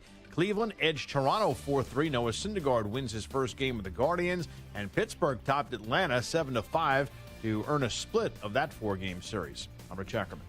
Football season is almost here. From the college game to the NFL, no one has you covered like CBS Sports Radio. Find us 24/7 on your local Odyssey affiliate, SiriusXM Channel 158, streaming online, or the free Odyssey app. CBS Sports Radio.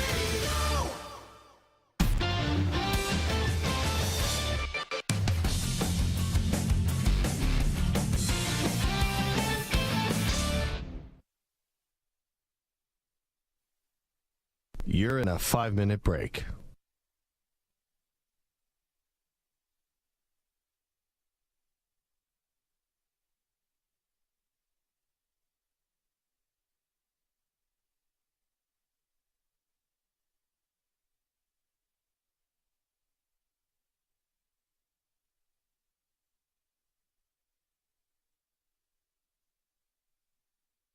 Four minutes, 30 seconds remaining.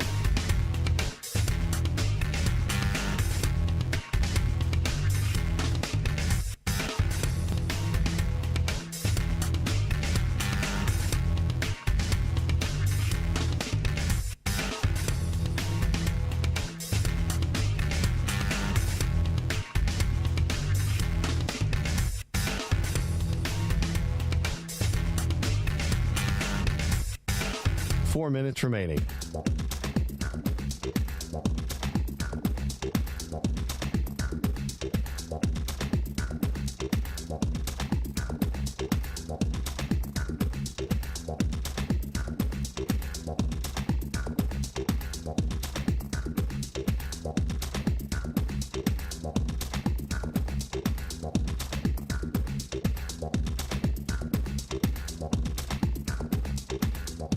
Three minutes, 30 seconds remaining.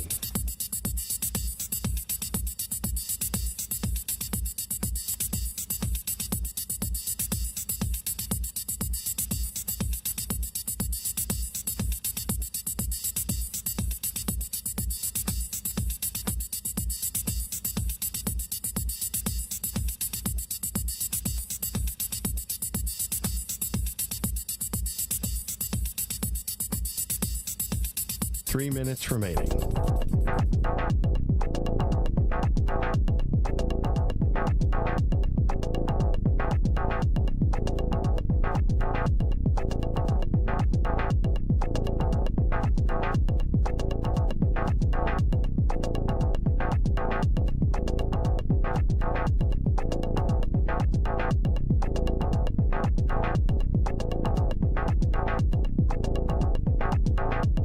Two minutes, 30 seconds remaining.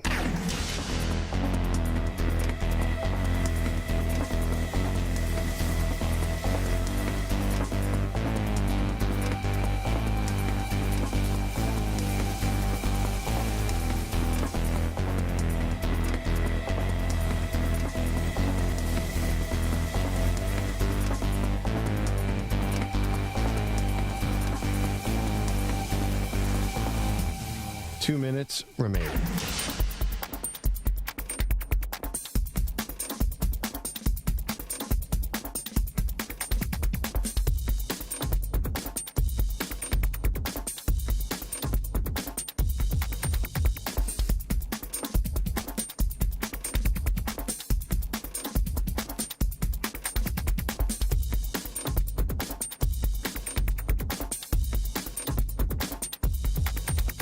One minute, 30 seconds remaining.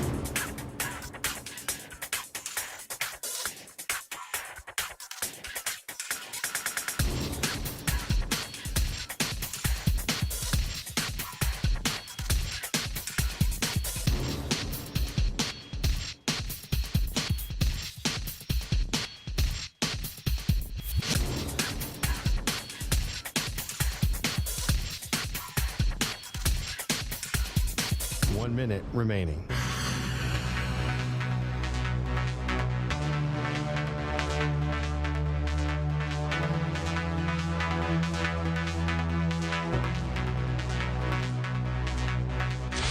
Five seconds remaining.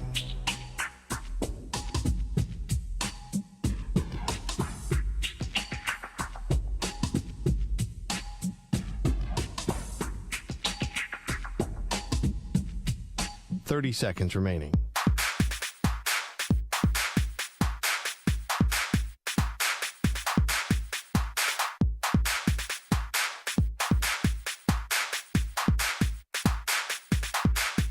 Fifteen seconds.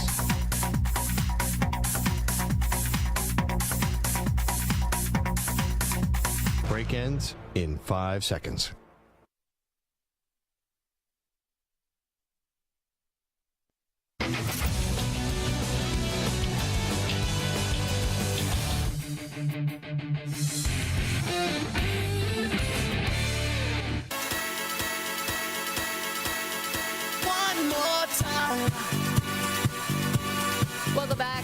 Maggie and Perloff. Zach Gelb is in for Perloff today and tomorrow. We do have a statement from Phil Mickelson. Uh-oh. Now, in a new book written by sports gambler Billy Walters, Walters alleges that Phil Mickelson asked Walters to place a bet for him on the Ryder Cup that Phil was participating in. The 2012 Ryder Cup, Medina Country Club, just outside of Chicago. Apparently, Phil was feeling very confident that the American team, which had Tiger Woods, Bubba Watson, and Phil, were going to reclaim the Ryder Cup from Europe. He, according to Walters, asked him to place a $400,000 wager that the United States was going to win. Now, Walters says he told him, "Are you out of your bleeping mind? You saw what happened to Pete Rose. You're going to be ostracized from the sport."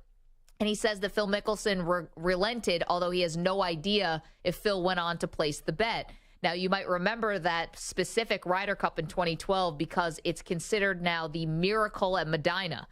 So the U.S. was up 10-6 going into the final day of the singles matches, and the Europeans pulled off the greatest comeback in Ryder Cup history. They won 8 matches and tied one to beat the Americans by a single point, and Phil lost to Justin Rose on that Sunday, which contributed to this very stunning defeat. This is all outlined in the book, so it would have been a big loss for Phil Mickelson. Now, Phil has released a statement to Sports Illustrated, said, quote, "I never bet on the Ryder Cup. While it's well known that I always enjoy a friendly wager on the course, I would never undermine the integrity of the game. I have also been very open about my gambling addiction." He goes on, "I've previously conveyed my remorse, took responsibility, have gotten help, have been fully committed to therapy that has positively impacted me, and I feel good about where I am now." So 2 things off of this. Yeah. So the second part of that statement, he talks about, right, what we all know about Phil, and he says that he feels good in a good spot where he is. But that comes after the first part where he's like, "I've never bet on the Ryder Cup," which could be true. But did you ask this guy to place the bet for you? Because I could say, "Hey, Maggie, I never robbed a bank." Yeah, right. Come rob a bank with me. You're like, "No, Zach, it's crazy. I never robbed a bank," but it doesn't mean that I wasn't still trying to do so. Yeah, right. I mean, the question really is, Phil, did you ever intend to bet on the Ryder Cup? Now, listen, maybe I would guess yes. I would guess yes, too. I don't think that Billy Walters is lying about this. I mean, he could get sued for it, I would imagine, if he could lie about it. But I guess, here's the thing. The fact, say he never ended up placing the bet.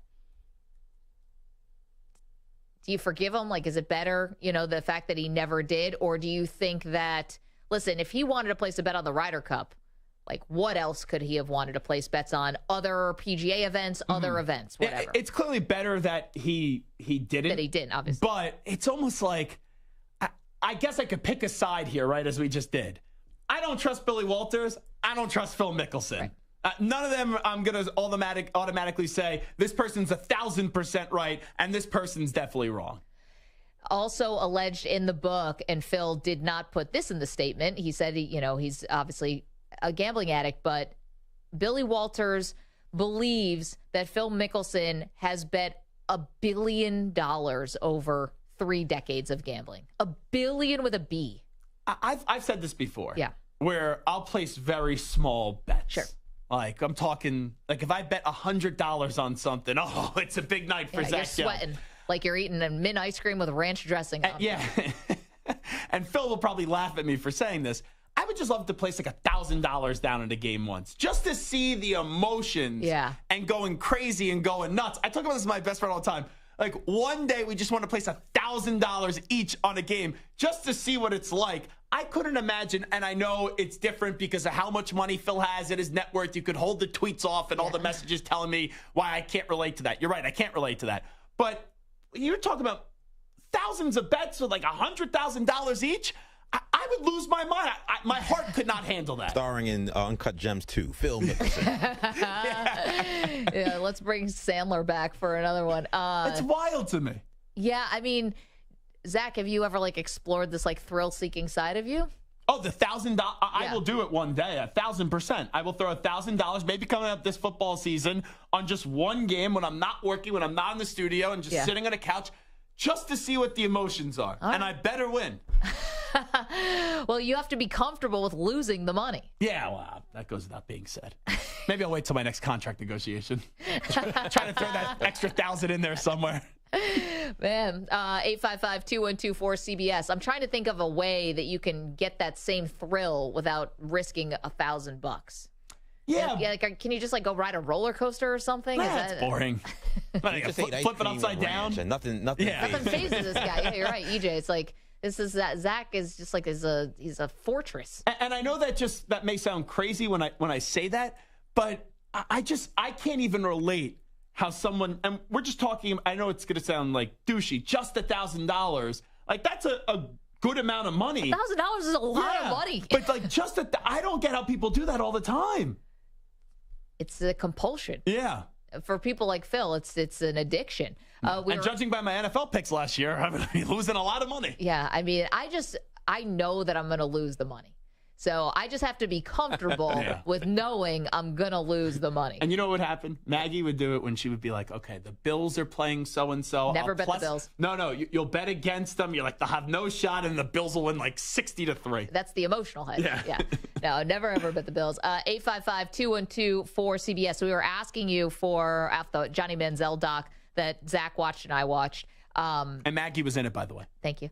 I wasn't going to say anything, but since you said it. Yeah. Don't blink, though. It's real fast. It's real fast. A guy in college who you thought was going to be great, who just really didn't pan out. Now, I don't know if Johnny Manziel really applies here because clearly he was partying and clearly he liked the nightlife. We all knew that even before he got to the pros. But still, a guy who was electrifying to watch. Let's go to Joe. He's in Alaska. Joe, how are you? Doing very well. Big fan, guys. How are you doing today? Doing great. Who's your guy that you thought would be awesome? Oh, gosh. This is another Notre Dame player from the late 80s, and he was one of the most electric college players ever, and it is Rahib Rocket Ismail. Oh, such a good one. And great family nickname. Yeah, he was just awesome. Yeah, I love that guy. You know, he ended up playing, all told, 9 years in the league, but, never really 2,000-yard receiving seasons. So it wasn't terrible, And his brother Kadri played at Syracuse, the Missile. I remember Kadri once told me, he goes, I guess they were doing a piece on his mother and all the boys that she had. Mm-hmm. And one of the brothers go, yeah, we used to joke that mom was the launching pad. Oh, geez. I was like, what a line to just say about your mom. All right, let's get to our shot of the day. He shoots! And the shot of the day is brought to you by Casamigos Tequila. Casamigos is brought to you by those who drink it. Now, today's shot of the day, a little snapshot of the show, comes from earlier when Zach Gelb became immortal. That is when Zach Gelb ate mint chocolate chip ice cream with ranch dressing on the top. This is chunky. Oh, that looks so bad. I'll give you a healthy portion. That looks... This is look at it just drips. It's gross. All in there. All right, he's taking a bite. Oh no. Oh, he shuddered. Oh. It's bad. The mint though actually helps because it gives me some flavor. Oh no. Suckers! We helped you. It's not terrible. He took another bite. He likes it. Oh man. It was delicious. Ugh. Gonna put that on the menu. Call it the Gelb. The Gelb special. Actually, that'd be. Hey, let's take the family out. They go look at the menu. What's the Gelb special? Yeah. I'll have two of them. That was a different life. No, thank you. Okay, so one other thing I want to get your thoughts on, and this is Tyreek Hill. I don't think this is a bit at this point. He's been talking about 2,000 yards receiving. I mean, this is like his thing. Was it on his podcast? Yeah, he's calling his shot, and he's doing it over and over again. I mean, let's see, EJ, can we have the Tyreek Hill? He's mentioned it now so many times about getting to this 2,000-yard mark, one that is going to be really tough. My job is really easy. I just got to stay healthy. I just got to, keep my attention to detail and just know where to be at on the field at all times for my quarterback. And I'll be able to make those plays to get where I want to be at, which is 2K, man. Listen, last year 1,710 yards. Close. And obviously no Tua, even going to Skylar Thompson in some of those games. But that's not even the quarterback for me. It's the only way it's possible, and you would not want to see Jalen Waddle get hurt, clearly, is if Jalen Waddle gets hurt and has to miss a big portion of the season. If I'm Jalen Waddle, I am not liking this because I don't love the other wide receiver. It's like, all right, you're really putting this out here as this goal. It's almost like it's a bigger goal for him to do this than to win a Super Bowl. So sometimes people say we say things just so we could get the clicks, and they give us so much credit. Tyreek Hill does this. He's promoting that podcast all the time. Last year, right, Tua throws the ball better than Patrick Mahomes. It's almost like he is a family member, and everyone has this family member that says a bunch of crazy things, and you go, yeah, and no one actually takes him seriously. We all know he's a great player. We all know he's unbelievable on the field, but whatever he says, I kind of just roll my eyes at. See, I think that he really wants this. I get what you're saying about the clicks and being out there. Yeah. I think he wants this. And now that there is the 17th game, I think he believes it's attainable. And I guess, my question is, you could say, well, if he gets 2,000 yards, then obviously they're going to be a great team and they're going to be a playoff team and all that. But where you have somebody who's already won, this is a team that has aspirations that's in its window. Are we all on the same page in terms of the goal here? Because the goal shouldn't be the individual goal. Now, I know one could go in hand with the other, but... And Mike McDaniel will support whatever the player says, because Mike McDaniel supports what every player says. Yeah, we'll get more into coaches tomorrow. Zach's going to join me for another day. Thank you so much to Mike Samter, to EJ Stewart, to our intern Brooke, of course, to Zach. Really took one for the team today. The Weedos, the Purple Drinkers, the Callers, you guys are phenomenal. We can't do the show without you. We're back tomorrow for a whole lot more fun. We'll see you then.